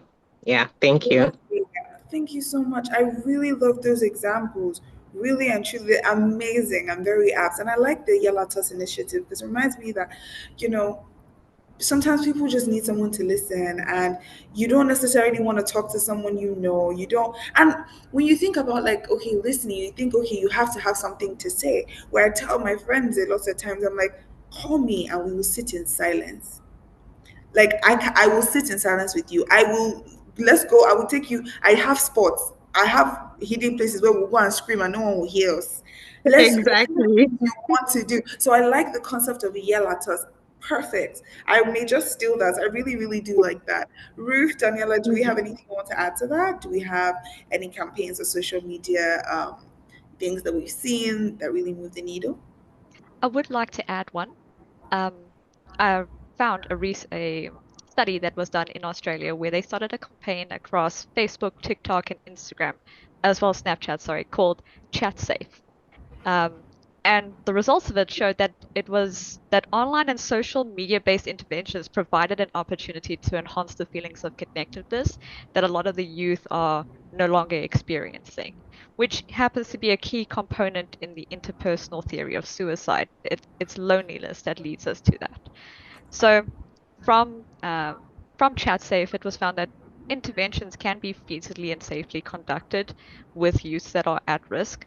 However, without further studies and without further funding, they need to have better controlled design to truly demonstrate the intervention's efficacy. And I think that's the problem with social media campaigns, is we don't have true results to show how effective they are. Yeah, that definitely is a challenge that comes up where, and not just with mental health, but with social media campaigns, especially that have to do with social impact, where you're trying to talk about HIV awareness, and other things like that, where it's hard to really measure and connect that, okay, because this person saw this reel, this person decided not to stigmatize like someone that had a mental health challenge, or this person knew better, or not necessarily knew better but did better in terms of how they handled a person with a certain challenge. So that is a challenge that comes up with social media campaigns and media and digital campaigns, really, where it's like, how do we then measure the impact of what we've done? Because we do know that there is some shift happening, but how, to what extent? And then, because investment into it, and a lot of times when you want to invest in a space or invest in a campaign, you want to have like metrics, like actual numbers to say, okay, if you invest $1 million in this campaign, there's going to be a 20% shift in so community, and this is it. But because those numbers are not necessarily very concrete, when you look at it, it makes it a bit harder for people to invest in it. So it's almost out of passion or concern. So that is definitely a major thing you've raised. But that also is a good initiative that you brought up. Chat safe, really nice. Thank you. So Ruth, except you have something, I can move to the next question, which actually is for you. Okay, perfect. My next question is for you. How should parents, educators, and policymakers address cyberbullying without limiting freedom of expression online?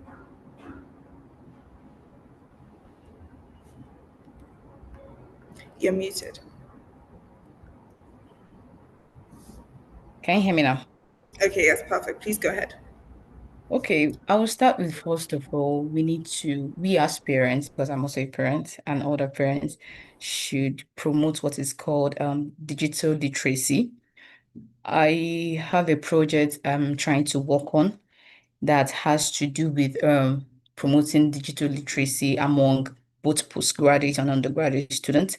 And I feel this should also go down to the lower educators, like the primary school students and secondary school students, because teaching young people the skills they need to navigate online spaces safely and responsible is something that is needed at this time and age, because there was a point in our time whereby you don't have a phone, or you either have a phone that doesn't go online, so you don't even see most of these things online. But now these Gen Z generations and this Alpha, or I don't know what they call their generations now, they have phones at the age of 5, 6, and you see them on all over social media doing lots of things. So I feel parents, educators should first of all promote digital literacy both at home, in schools. I remember one of the programs I did while I was still in lecture for my, post MPH, my public health.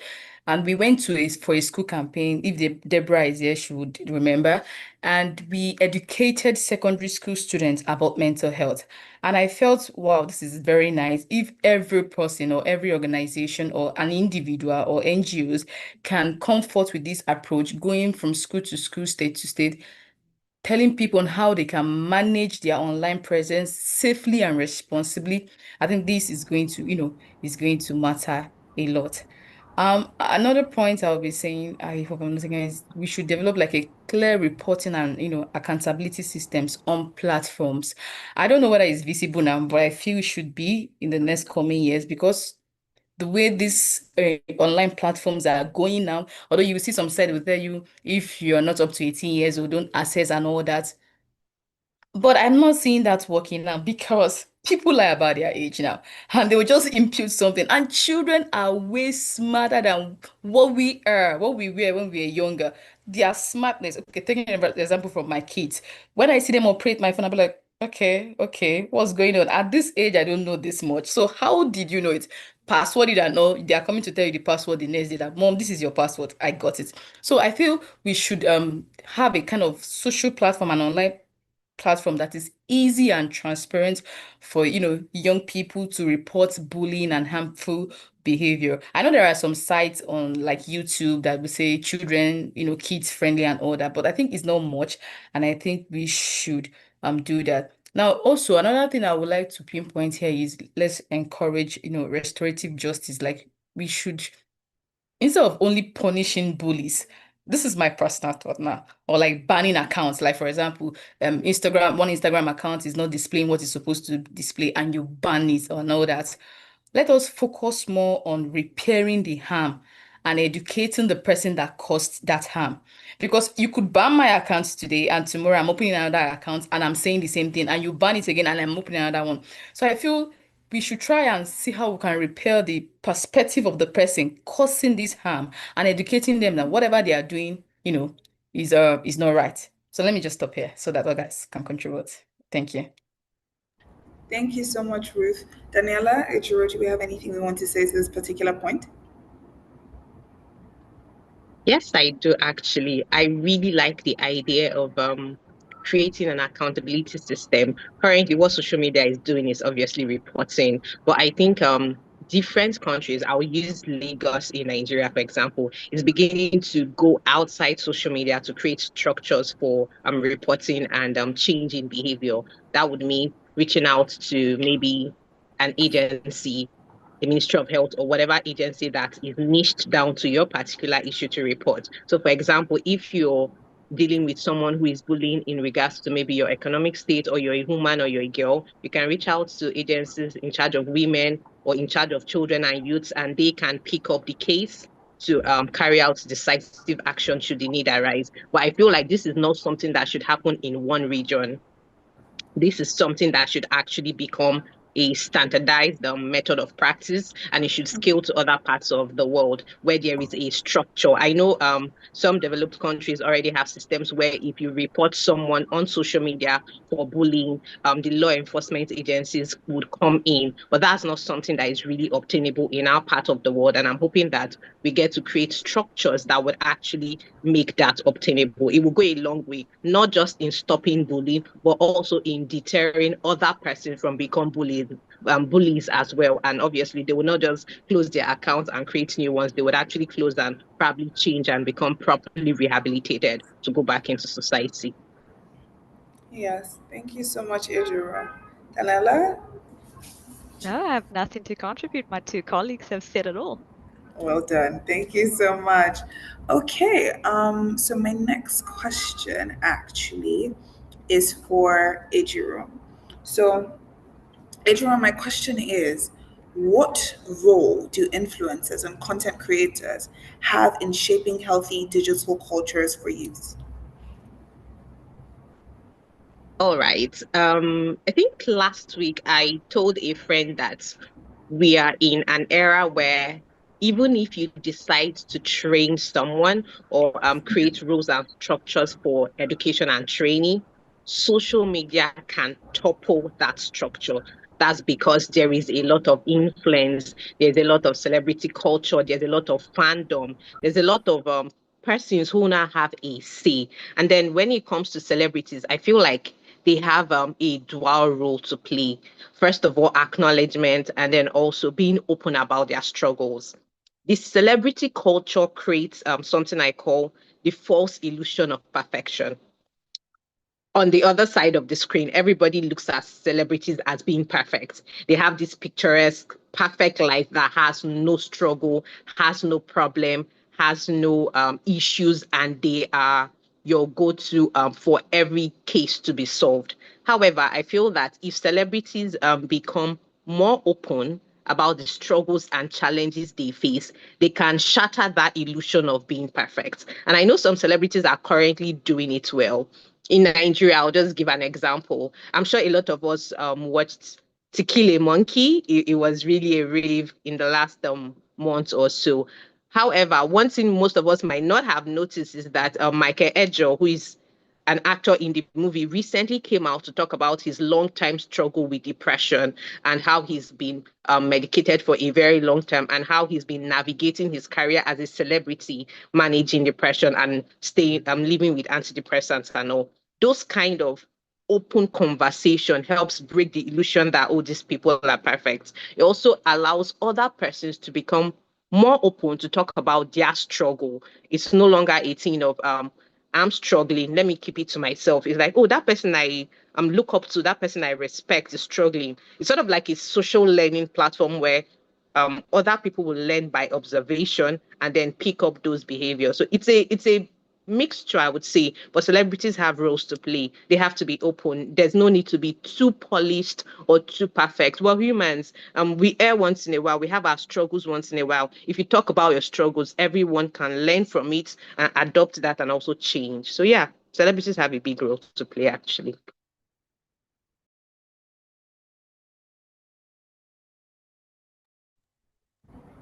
Okay. Daniela, Ruth. Okay, can I contribute? Thank you, Ruth, Jimmy, for that insight. Um, we know that celebrities have roles to play, but we don't have much celebrities playing the proper role, especially, let's not forget, we're talking about the social media platform, because most celebrities, or not all, like, I'm sorry, but what we do majorly is, or what they do majorly is, they just want their accounts to be monetized. So they tend to promote any kind of, content that in turns harms the young people.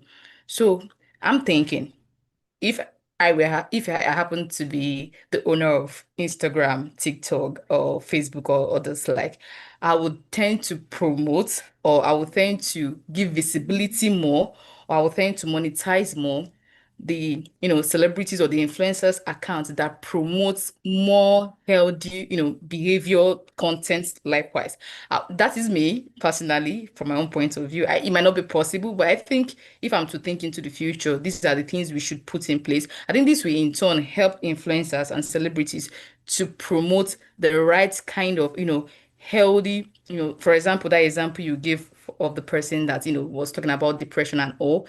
I feel that kind of content should be promoted more, because not everybody heard about it. I saw it last week and I was like, wow, it's not that viral. Those kind of content should go more viral. Those kind of content should have more visibility, and it will in turn get to the young people's, mindset and all that. And they were like, oh, but instead, we see the other type of content doing more well, or we see the other type of content on those people's account being monetized and all that. So I think, from my own perspective, the strongest voices in this conversation should belong to the young people. And what is going to be healthy for the young people should be more promoted by celebrities or influencers. Thank you. Okay, Daniela, please go ahead. Just to add on to that point, many of the mental health advocates that I tried to search for were micro-influencers. They all had less than 100,000 followers across all of their platforms, whereas larger influencers who were considered mental health professionals suffered controversy for the fact that they aren't professionals in their field and were just taking advantage of their vulnerable audiences on a monetary system of selling their classes to these people to better their mental health. And the problem as well with that is, like, with these micro influencers, I researched them, I can't remember a single name, which is really disappointing on myself. But how easy is it for me to say, do you know Andrew Tate? How easy is it for me to mention a person who is doing so much more harm to mental health in our technological age than I am able to actually name a mental health advocate? Sorry, I can relate to what Daniela said, because I know that recently I was once a virtual assistant. I'm still a virtual assistant, but I wanted to pivot more into my public health, aspect, and into mental health properly. And I knew I took a research on Instagram, and trying to see whether we have people or influencers or people that talk more mental health on Instagram. And I saw it was so few, or their number of followers are so low. And at first I was like, no, I don't think I'll be able to go into this. But I've started it. But I'm just saying, if more people come out there, these influencers, these celebrities are humans like us. They just grew overnight. So if more people come out there and say things that are, more healthy towards mental health, I think we have enough, positive influencers out there. Thank you. Thank you so much, you guys. Honestly, I can definitely relate because there was a time I was trying to curate a content plan and I was like, okay, what are the creators, mental health creators in Nigeria doing? And so I went on Instagram and I asked Meta, give me a list of the mental health creators in Nigeria. The names they were giving me. I was like, mental health, really? Then I go to these pages, I cannot find the thing about mental health. And I was like, if the owner of the algorithm cannot give me a list of mental health creators in this country, then what are we doing? I do think that two things are important, the algorithm and incentivization, like Adrian said. I do think it's important, actually, rather, Ruth said, which is I think it's very important that the people, not just the content creators and influencers, but the people, the engineers, the behind the scenes, what are their priorities? Because I always say that social media, any business, any platform is driven towards a certain mission. It has a vision. The founder had a vision, right? So what is the vision of that founder? If the person that creates this platform, right, thinks that mental health is important, because I think you would see a distinct difference between X and Threads, right? The founder's vision is showing what is the algorithm promoting, what is incentivized, right? Which is where you have the era of Banga Boys, where if you have a viral tweet, you say whatever, you're gonna get money for it. And so you have people saying the most unhinged things because that is what the money is gonna tell you. That everyone is so what you always say, put your money where your mouth is. What you're passionate about, your money will show it. The algorithm will show it. It will show what is being promoted. So I definitely think influencers are human beings, content creators, celebrities are human beings, where as much as I think it takes a certain level of like sacrifice to say that, okay, I'm not gonna sell or promote or do the thing that is mainstream that I know is going to make me the money, but rather I'm going to promote and put my leg on the line. Because I look at someone like Kate Henshaw, which works with us at UNICEF, and she's like, Auntie Kate, there's not a thing. It's advocacy for children. Auntie Kate is sat. She's there. You're not paying her. There's no monetization. She is there. Which is, if she was going to do, which is, as opposed to if she was going to do an ad for any other brand or any other thing, obviously there's a certain amount of money she'd be making. That time of hers is valuable, but because she's willing to sacrifice that cost. So it comes with a sacrifice, really, of like putting aside, the personal interest and how much you're willing to make or the amount of money you'd be making instead for this other thing, which is promoting this thing that's important to us. It's a sacrifice, really. So thank you all for sharing. I would like to hand this question over to Daniela. In your work, how do you engage young people as active partners in creating solutions rather than just being recipients of help?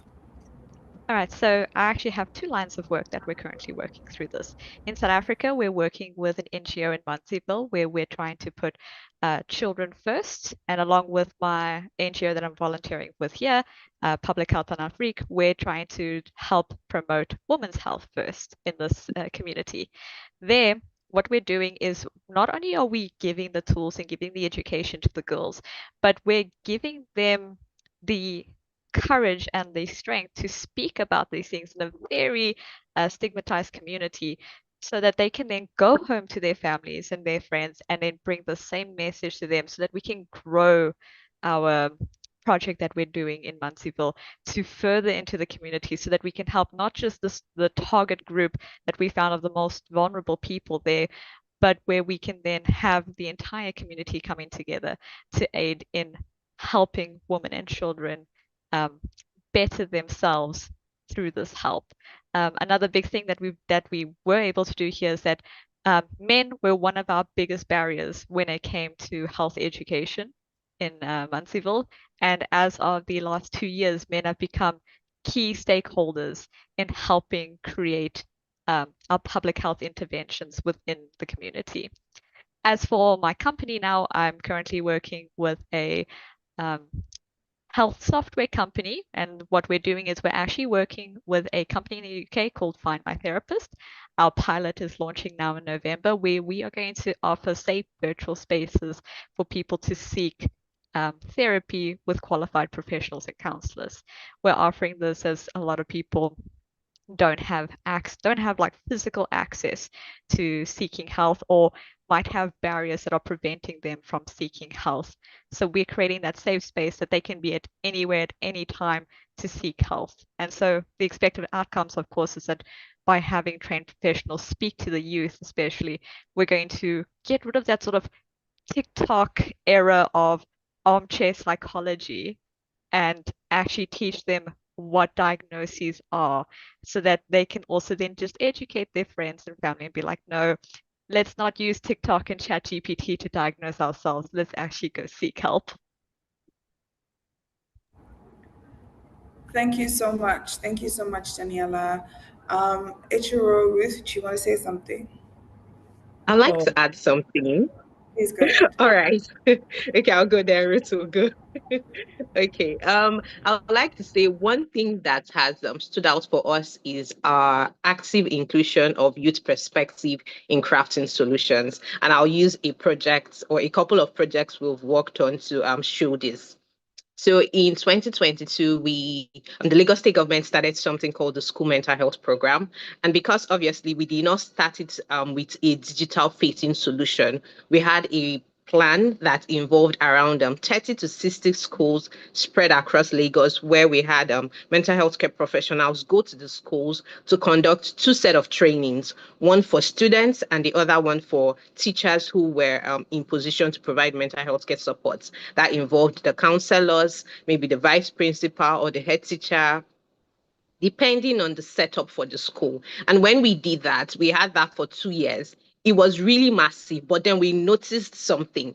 A lot of the students were spending so much time online.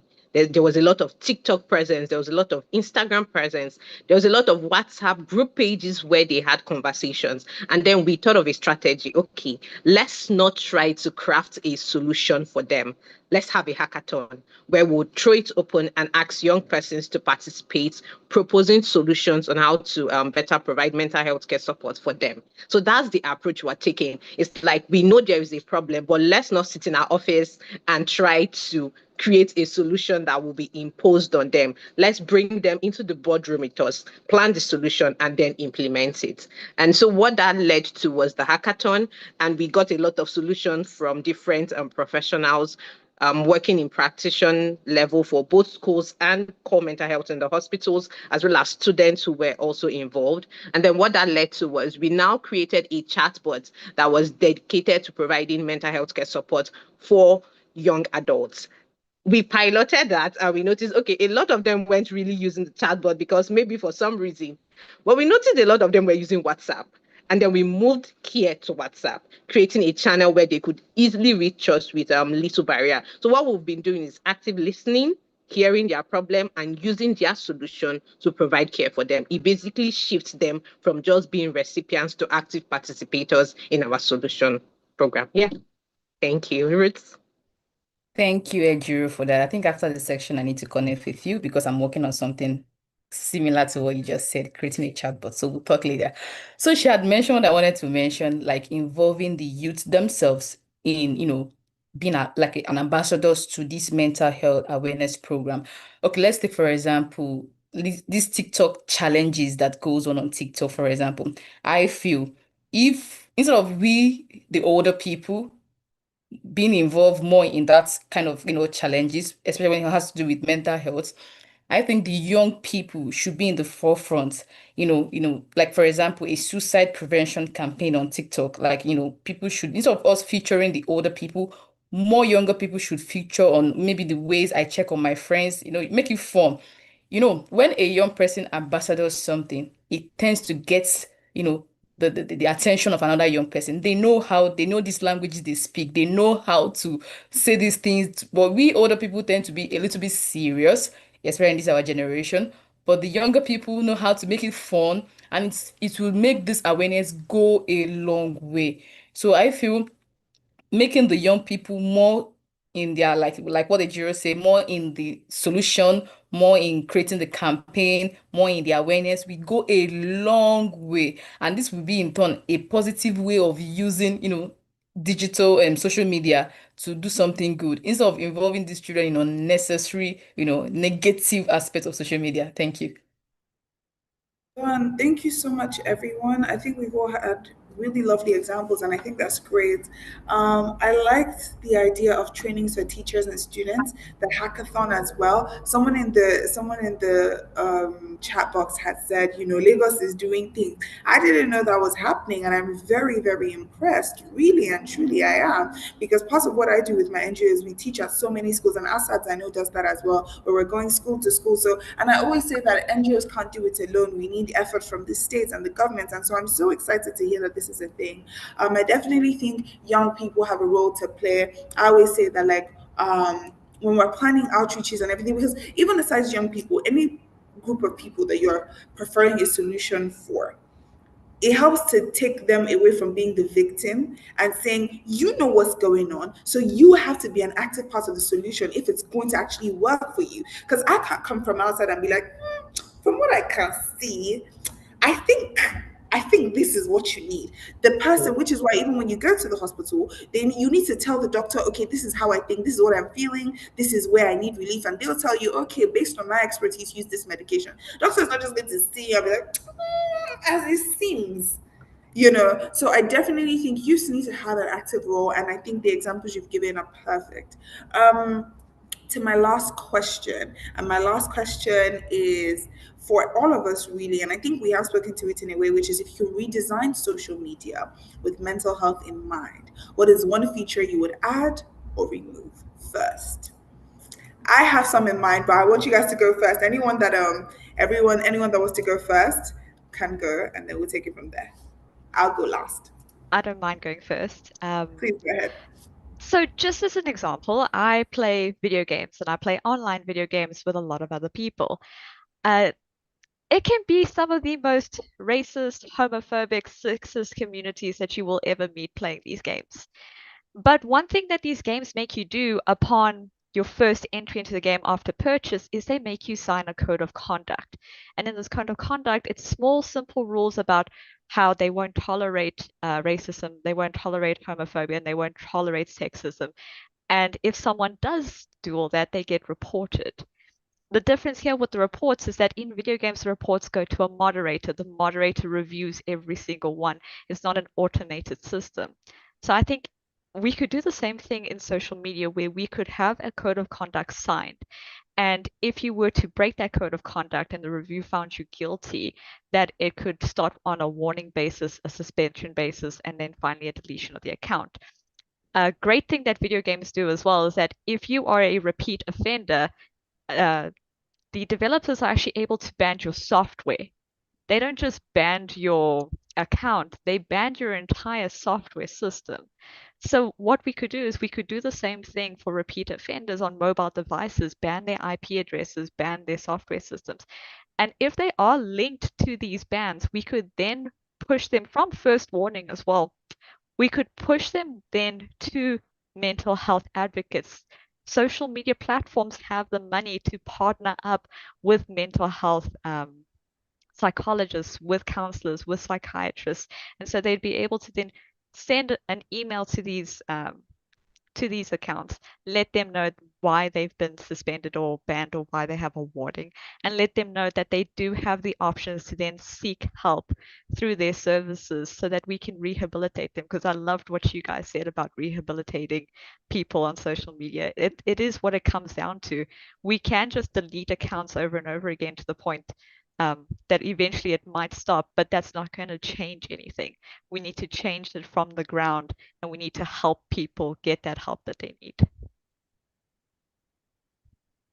Thank you so much, Daniela. Let me hand it over to Ichiro. All right, thank you. For me, one feature I will add to probably help protect mental health better would be to include a self-check pop-up. I'm sure when we're on social media, we see those sort of ads that come to your screen, like you pop up and then you have to close it. However, what this pop-up would do is it will stay on your screen for at least a minute without you having the option to close it. And it will basically carry a message that talks about mental health and talks about things like fear of missing out, talk about things like doom scrolling, talk about things like anxiety or depression, or how to provide support. Basically, the message will change consistently, but every day you will get a pop-up, sort of like a reminder, sort of like a way to raise awareness, but also to help you know that, okay, I should probably leave social media after a certain amount of time. And I feel like that would also be very good in cases where young adults or teenagers or anyone, in fact, gets to scroll for a long period of time. These pop-ups can come up and say, oh, you've spent 2 hours on IG. Do you want to take a break? Or it could say, you've been scrolling on X for 30 minutes. Do you want to take a break? I know why it might not work with the ethos for the providers of this social media platform, because they obviously want to make money. It will sort of be their community social responsibility towards ensuring that we're mentally healthy and we're in good state of mind to continue using their service. That's one feature I will add. Over to you. Okay, Ruth, please go ahead. Thank you so much, Ejiro. I will talk. Let me talk from the health promotion and professional perspective. I would say including policy. There are some policies that need to be in check for this, for making social media a safe space for the young adults, policy and regulations. So like creating minimum standard for moderation time, like what Ejiro was saying, and people being able to report high risk exploits. I think there should be a space on social media for that, or for whatever social media platforms you're using for that. There should be a policy in check for that. And also, like I said earlier, we should support cross-border, cooperation. There should be content moderation for any kind of platform, both TikTok, Instagram, like Daniela said earlier, that they use for their gaming platform. I think this should also come up in other forms of social media, that there should be content moderation so that you don't have access to post any kind of unhealthy things that's going to affect the young adults later in future. I know somebody might say, what are people that are like adults above 18 years? I feel from my perspective that these people that are above 18 years were once young adults, we are still young. And it's kind of perspective that they had from their young age is what they carried onto their adulthood. So if we start bridging this kind of policies now for the future, for our future kids, in like say in the next 10 years, 5 years, there will be some kind of sanity, and this mental health stuff will be in moderation, will be reduced. And I know it might not go off entirely, but at least it will reduce a lot. So thank you so much. Over to you, Shania. Thank you. Okay. Perfect responses, very creative actually, where I was just thinking 2 simple things, right? This algorithm, we're going to actually change it. I think it was Daniela that had mentioned to me sometime before that if an average 13-year-old boy opens up an Instagram account today, within your first 10 posts, you're going to see something about Andrew Tate. I don't know if you know that. And that is crazy, because what do you mean that? And the thing about social media is that it shapes. I always explain it this way, where the creators I've watched that I'm like, wow, I want to become a chef. Because the way this person is editing these videos and posting this content, I'm like, this is what I want to do. I wanted to become a chef. I wanted to be a housewife. I wanted to be a politician. I don't think there's any career path I haven't wanted to go down, because of, like, I've seen a content creator that's just like, is doing it for me. And I realized that social media and content creators are able to romanticize a reality for us that we want to now adopt, because they've glamorized it so much. And it's no harm to them, no shade to them, no TV, because that's what they're supposed to do. That's what we're paying for. That's what people want to see. However, that brings the importance of like modeling and creating a reality, right? So I think for people that are underage, I don't know if you know how there's like, for most apps, there's like a super admin, and then there's like you are using a user experience. I think parents should be able to curate the kind of content that their children see on social media, because I think we're past the point where you can say, oh, you don't have an Instagram account. It's a bit difficult. The child will feel like they're missing out on things. But as a parent, I want to have access, like a supervisory role on my child's social media, where There's certain words that should not come up on my child's TL. There's certain people there's nothing you're learning from this person. Don't see this person. I don't want you experiencing this person. Just so that, because I think as adults, and something I always say is that my experience on social media is so heavily curated. I remember there was a time I was telling people that it's as if everybody has given their life to Christ, or everybody's a Christian now. And my father was like, no, it's just everyone in your network. You just have a very limited, your experience of on social media and of the world is very limited to the people that you went to school with, you grew up with, and that's the life you people have been about anyways. And I was like, And so my social media is still curated, and children are still growing. They don't have that knowledge yet to be able to decide that this yes, this no. And I think parents there should be a feature that you're using the kids' version of Instagram, so you're not going to be able to see certain rules. It's not even, the child is not even going to know that, like, or feel like, oh, okay, I'm missing out on something. That's just all you see. What you see is just curated by your parents. So your parents have certain words, certain creators that are no, right? They should be able to see what their kids are doing. That's one. Two, I think that we need to have some level of transparency in terms of what the algorithm does. And I don't know if this is a policy thing in regulating how social media platforms operate, where it's like, X, come to the table, Instagram, come to the table. Let's see what the codes that are feeding your algorithm. And it's like policy wise, right, where to a certain extent you have to promote, like, that's your CSR, that's what, as like, it's almost like your tax that you have to pay, that a certain version of a certain type of content should be promoted more on your platform, right? Like, because wrong is wrong, right is right. No matter the administration, no matter the political view, I think we should all be able to agree on what's wrong and right is. It may be difficult, but I think that there's certain things that we can say, we don't want our kids seeing this, we don't want people seeing that, and or this kind of content on all grounds is beneficial to everyone. And so this type of content, we should promote it more. The algorithm should go out of its way to push this out. So those are the changes that I would like to enact on the social media platforms. Thank you. Sorry, before we drop that point, I wanted to ask a question. I just need an answer to that question concerning what you said. You know, there is this YouTube they call YouTube for Kids, and I noticed recently that even the content that these YouTube kids have are still unhealthy. Some of them are unhealthy. So how do we still, talking about the algorithm now, how do parents still filter these things? I'm so bored that I'm wondering what's going on. So I do think that there's a role of like, okay, yeah, the algorithm being curated for children, but I said something, your child is your child. You know what you want your child seeing, because what another parent wants their child seeing is very different from what I want my kids seeing, right?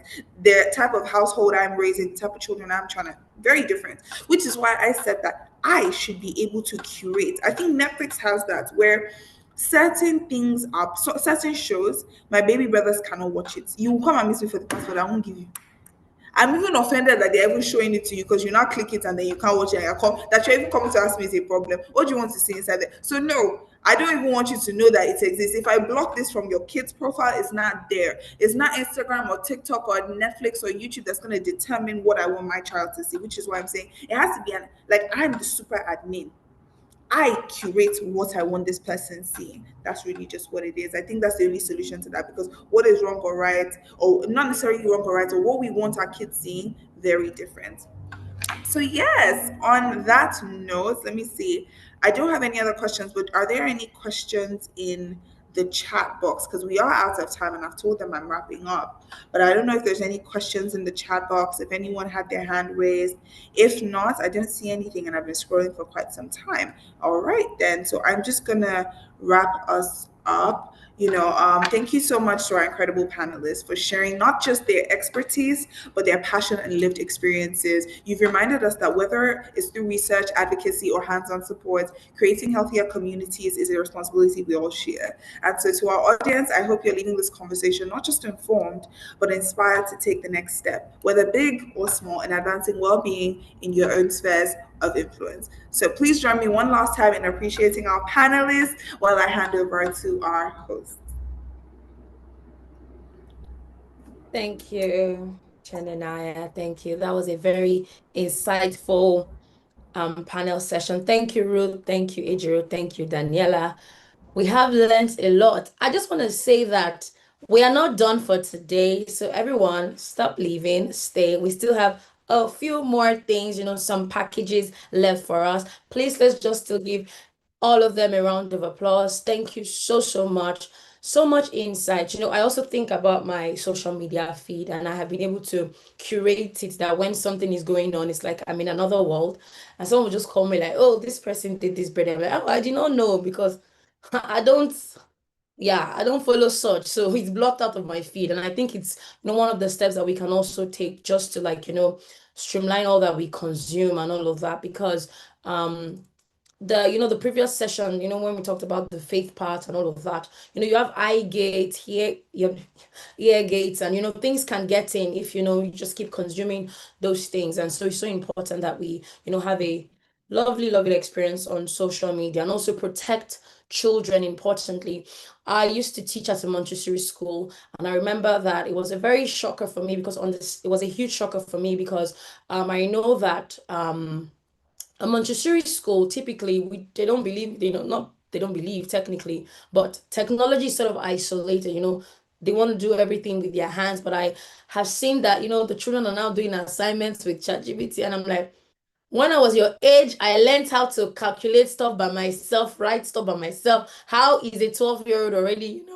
And yeah, so we have to just, protect the kids so that they can even develop their brains. Because at the end of the day, you only get to use like 10% of your brain. And if at such a young age, you're relying on AI and all those other things, it's a whole other world. All right. Thank you so much to our panelists, and thank you also to our moderator. That was indeed a wonderful session. I want us to, now we're gonna, take our final, spoken word rendition, and it's gonna be a video by Luca Lesson. Yes, Luca Lesson is a globally touring poet and rapper whose words fuse hip-hop and storytelling into powerful calls for resistance and love. So let's settle down while we just take in this, drink a bottle of water, just take that in. Remember, we are not done, we are still here. So please drink water, okay? And then, it's gonna be a beautiful, I think. Yeah, okay. Daria is helping us set that up. So let's relax, unwind. Right, shortly after that, we'll have our special address, and I look forward to that. All right, Terry, you can go ahead. There are 206 bones in our bodies, and mine are just like yours. But I'll be white ochre if I want to. I'll be bleached by sun and soaked by sand if I want to. I'll be eaten and reclaimed, decomposed and desired if I want to.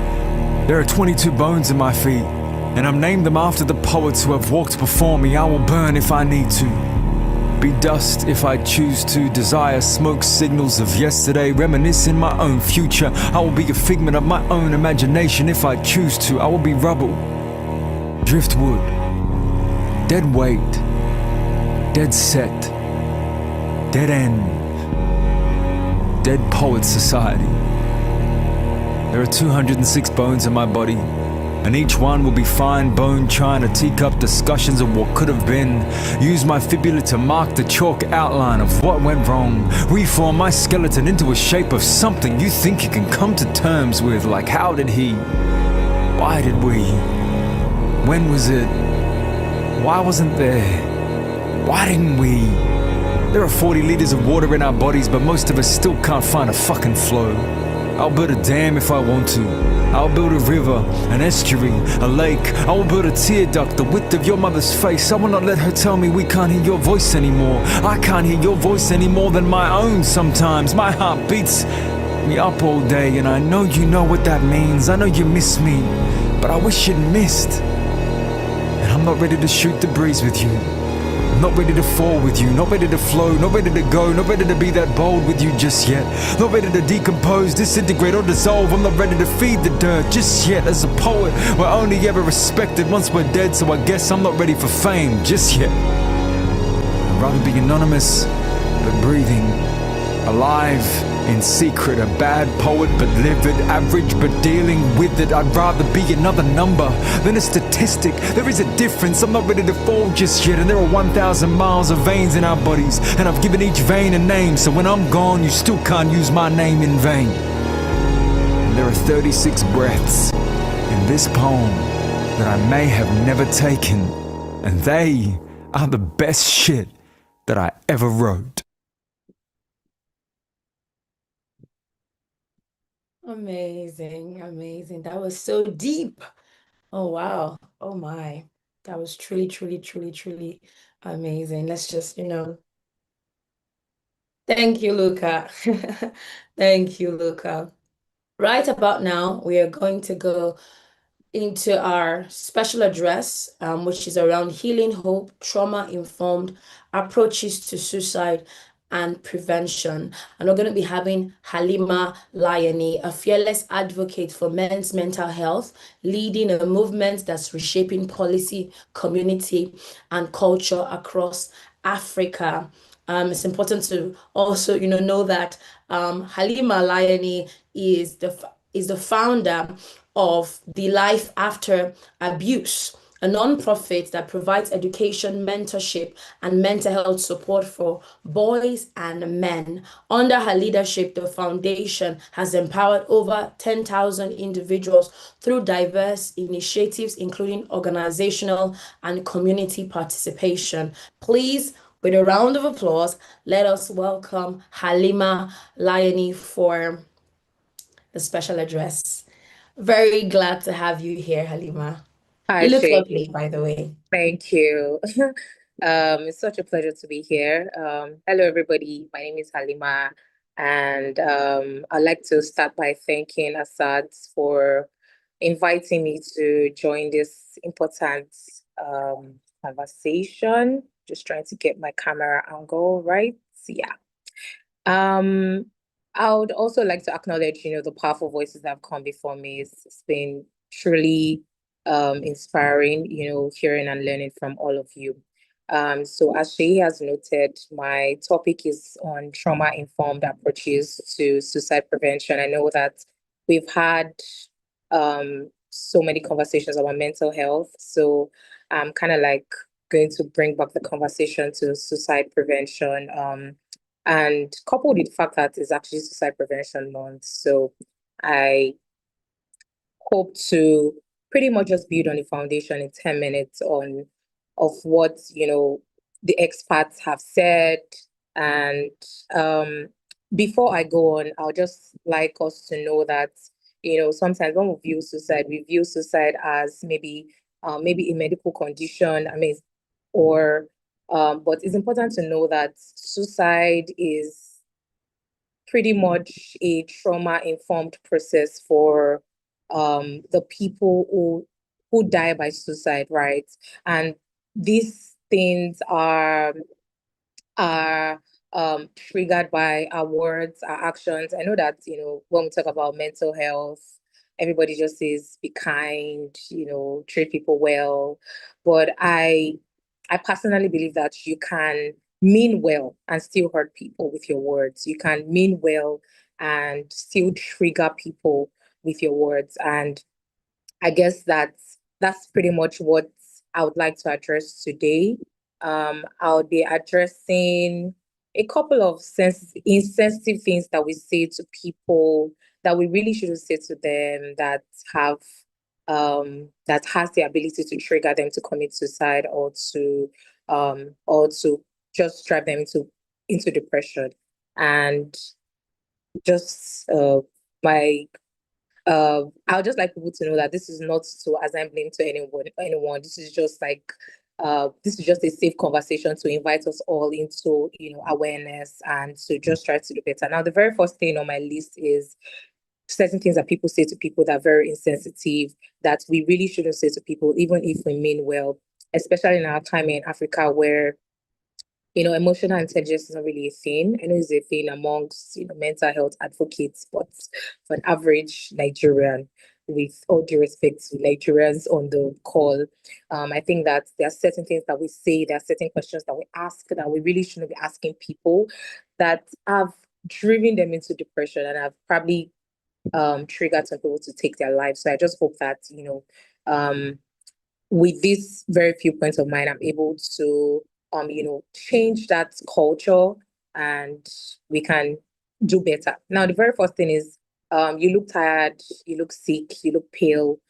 Even if you are very concerned about somebody's health, these are not things that you should say to somebody. This is very invasive and it sounds very critical. So instead of saying that, you can just say, how are you doing today, with a genuine interest to kind of like know why they look pale or tired or sick. So you're not necessarily saying somebody looks sick. Now, another very common question, I'm sure everybody, especially women, can identify with this. Why are you single? When are you getting married? Don't understand. Like, I don't know why people ask people these questions, because, you're not an individual that ships, husbands for maybe Pluto or Mars. And you shouldn't ask people that question, even your friends. I mean, you shouldn't just ask people that question. Again, it's very invasive. And it can trigger feelings. Maybe they just serve someone breakfast, you don't even know, and you're asking why somebody's single, or why somebody's getting married. On a lighter note, on a more serious note, these are questions that you shouldn't ask people. Another question, very, very insensitive question that people always ask, especially young couples, is, are you pregnant? Or when are you having another kid? Or when are you having a child? You don't know if they're probably struggling with infertility. You don't know their plan, or maybe they're not financially okay yet to bring a child forth. Because for mothers on the call and fathers on the call, I'm sure you guys can understand, you guys can attest to the fact that children are actually bills, like they're decorated with bills pretty much, and you should be financially stable before you can actually bring a child to the world. But aside that, someone might just be struggling with infertility. There are people that I know that every month when they see their periods, they just break down and they cry. So it's like a thing for many women. So we should stop asking people when they're going to get pregnant and when they're going to have kids, because let me just be blunt. You can trigger them to commit suicide. So you don't even know if they even had a miscarriage or something. So you shouldn't, ask such questions. There are other ways that you can ask such questions. Now, another question that Nigerians are very, with all due respect to Nigerian men, I feel like they say this a lot, gained a lot of weight, or maybe you've lost weight or you've gained weight. And I don't think that it's right for us to, ask people this or make such remarks. I have a large network of friends, and I have a couple of friends who are currently on medication, who can't even sleep, who can't even sleep, like have like a straight 8 hour sleep without taking drugs. I mean, drugs that cost as high as 500K, 250K to sleep, and sometimes it makes some of them gain weight, right? So you asking somebody, so you don't know why somebody's gaining weight. It might just be like maybe a medical problem, or you don't know why someone is losing weight, or probably they lost someone and maybe they lost a loved one and they've lost their appetite to eat or to do the things that they love. So these are not really questions that you should, ask people. You've gained weight or you've lost weight. That, just educate yourself on better ways to present these things. Another question that I think that people always try to ask, especially divorced people, is maybe you should have tried harder to keep your marriage. One thing I tell people is that, see, divorce can happen to anybody, even if you are, Angel Gabriel or Angel Michael, and nobody really goes into marriage with the intention of coming out, with the intention of divorcing, right? So you shouldn't prompt people or trigger people with these words or try to heap blame. At the end of the day, you were not in this marriage with them. And even if the person that they got married to is your brother or your uncle, and the person is like an angel to you, I strongly believe that we are different versions of ourselves to different people. I mean, as hard as that is to believe, and whatever that means to anybody, please let's just stop, blaming people for leaving their marriages. Another thing that we also say to people, this is also very common among siblings, is other people have it worse, stop complaining. I don't think that, sometimes you might mean well, because, you just have this person that you have been consoling, like, maybe for like 6 months straight, you're like they are safe haven, and you feel like this thing has lingered for too long, and sometimes out of frustration you just go off and say, oh, I mean, or maybe someone comes to tell you about what's happening with them, and then the next thing you're saying is you are giving them your life problem and what happened to you in 1993 that was worse than their experience, and you start recounting all those experiences. If you really don't have the emotional ability to help people, you can just refer them to try to get professional help, or try to seek counseling. This is also something that's very common among men. You should toughen off. You're too weak. When a man comes out to say, maybe they beat him in his marriage or he was abused, a lot of people would always say, you're not a man. Or maybe he even loses somebody, like he loses maybe his wife or his loved ones. They would always even put the man that lost somebody in charge of everybody else's emotions and just say, you are the man. You have to be the man for everybody, forgetting that every single person on this earth was given an emotion for a reason. So we should stop saying that to men, especially.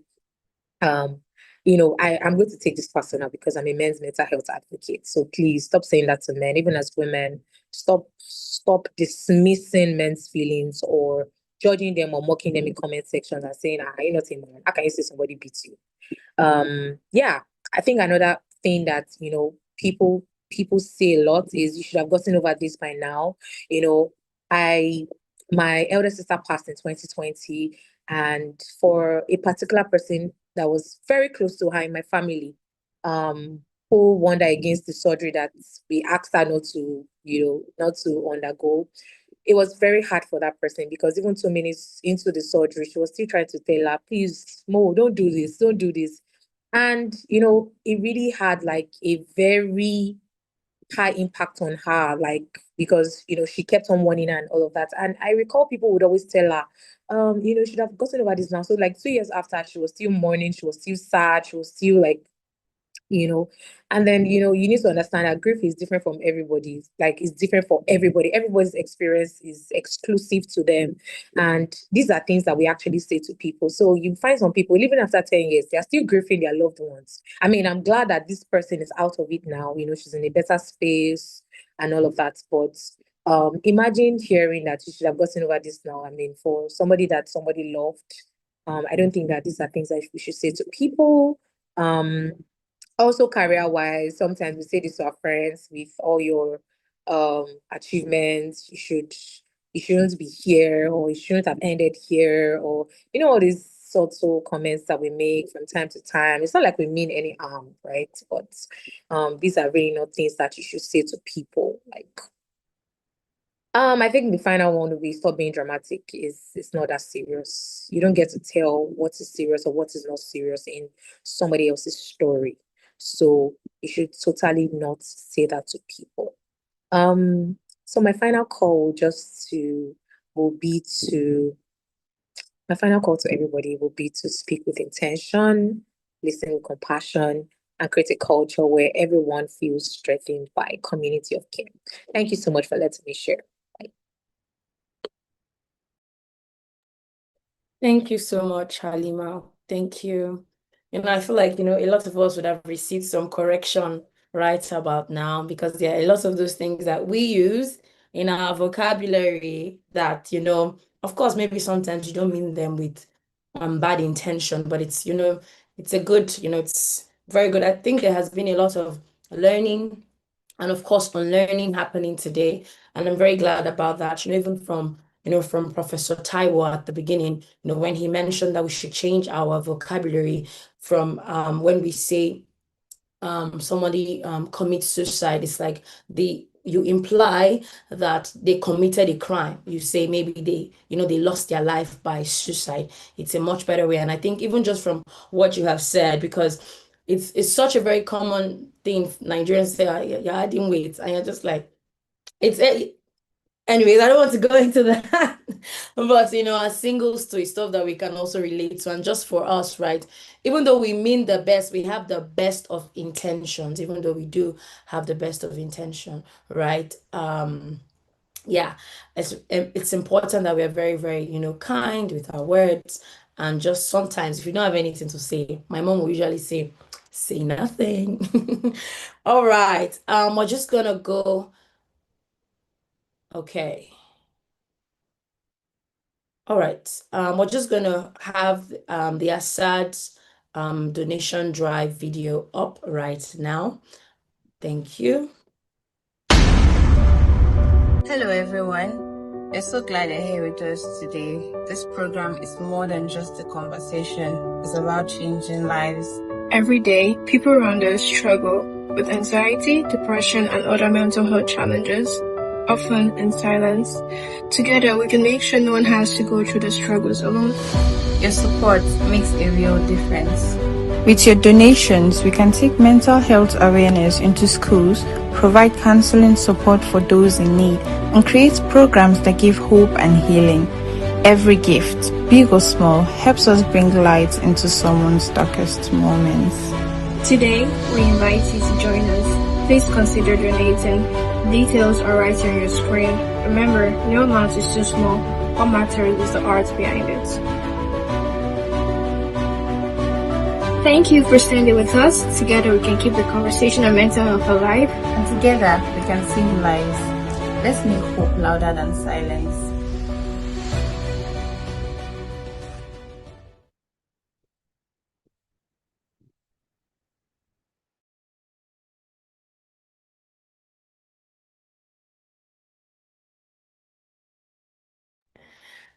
Hi guys, I'm so sorry. I was speaking without my mic being. Anyways, guys, we need to also give a round of applause to Halima. That was a lovely one.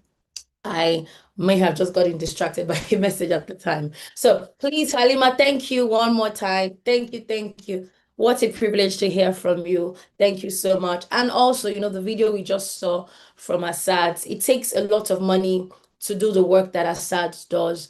And even for anyone that has an NGO, just, pushing an initiative, right? It costs money to do this. And, Assad's, Assad wants your contribution. And yeah, so as we bring today's event to a close, I want to say thank you to our speakers for their wisdom, honesty, and passion. And I want to say thank you to all of you for being part of this gathering. Remember that suicide prevention is not just about today, but about every small step that we take. So right about now, I would like to invite Dare Asobele to just give us the closing remark and prayer. Thank you, Dare. All right, thank you so much, Shay. First of all, I would like to add that Jacqueline be added to the screen. I just want to give a big shout out to Jacqueline. So Jacqueline is the project manager for this project. I want to say thank you so much, Jacqueline. Big ups to Amira, Lillian, Laura, like every single team that worked on this project. I know it was really stressful. There were a lot of back-to-back, meetings, conversations, and big shout out to all our partners, the guest speakers, the panelists, sincerely grateful. But honestly, personally, I'm really just grateful for these volunteers, honestly, because I've been in the humanitarian space for 13 years now. And I can tell you for a fact that it's truly remarkable when you find a group of people that are willing to sacrifice their time, energy, resources to be part of your cause. And for me, I mean, everyone knows that I believe in excellence. I will always hold everyone to that high standard so that we can keep doing what we do. And I'm just really grateful for them. I know that they cannot wait for this event to be over so that they can go and sleep and, take a long break. But I just want to say thank you so much, Jacqueline. Thank you to everyone. Zeno, the whole team, the whole project management team for Mental Health Speak 7. It's been an amazing event. And I'm sure like everyone can talk about it. We had a lot of people on the call, and even till now, right, still seeing 30-something people on the call is truly amazing. I know like we had a lot of viewers on YouTube as well. So yeah, so I just want to say thank you so much. But just like I said at the beginning of my welcome address, that let's not just allow this be a conversation where we just talk and we don't have action points. I'm looking forward to partnership across organizations, with the American community, African community. And I'm really, really hopeful because I just feel like as a result of this event, we're going to have more collaboration. So I'm saying thank you so much to all the panelists, all the speakers. I can see some of my friends on the call. Thank you, Alima. And thank you so much, Shay. Shay, you know how much I appreciate you so much. Shay was also the host in 2023, right? So, you know how time flies. She's always been an amazing friend and supports the house. And yeah, so thank you so much. I wish you guys all the best. And do enjoy the rest of your day and have a wonderful week. It doesn't end here. And I just want to say thank you so much to everyone. So yeah. Thank you, Dari. Have a lovely evening yourself.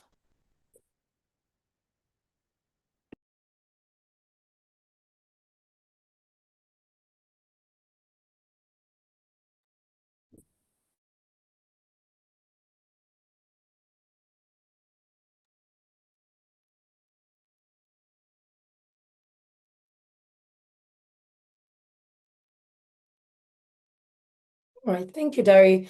Right. I think that everything that we needed to say has already been said. So yeah, I think have a good night, everybody. All right. Good night, everyone. Bye, everyone. Bye.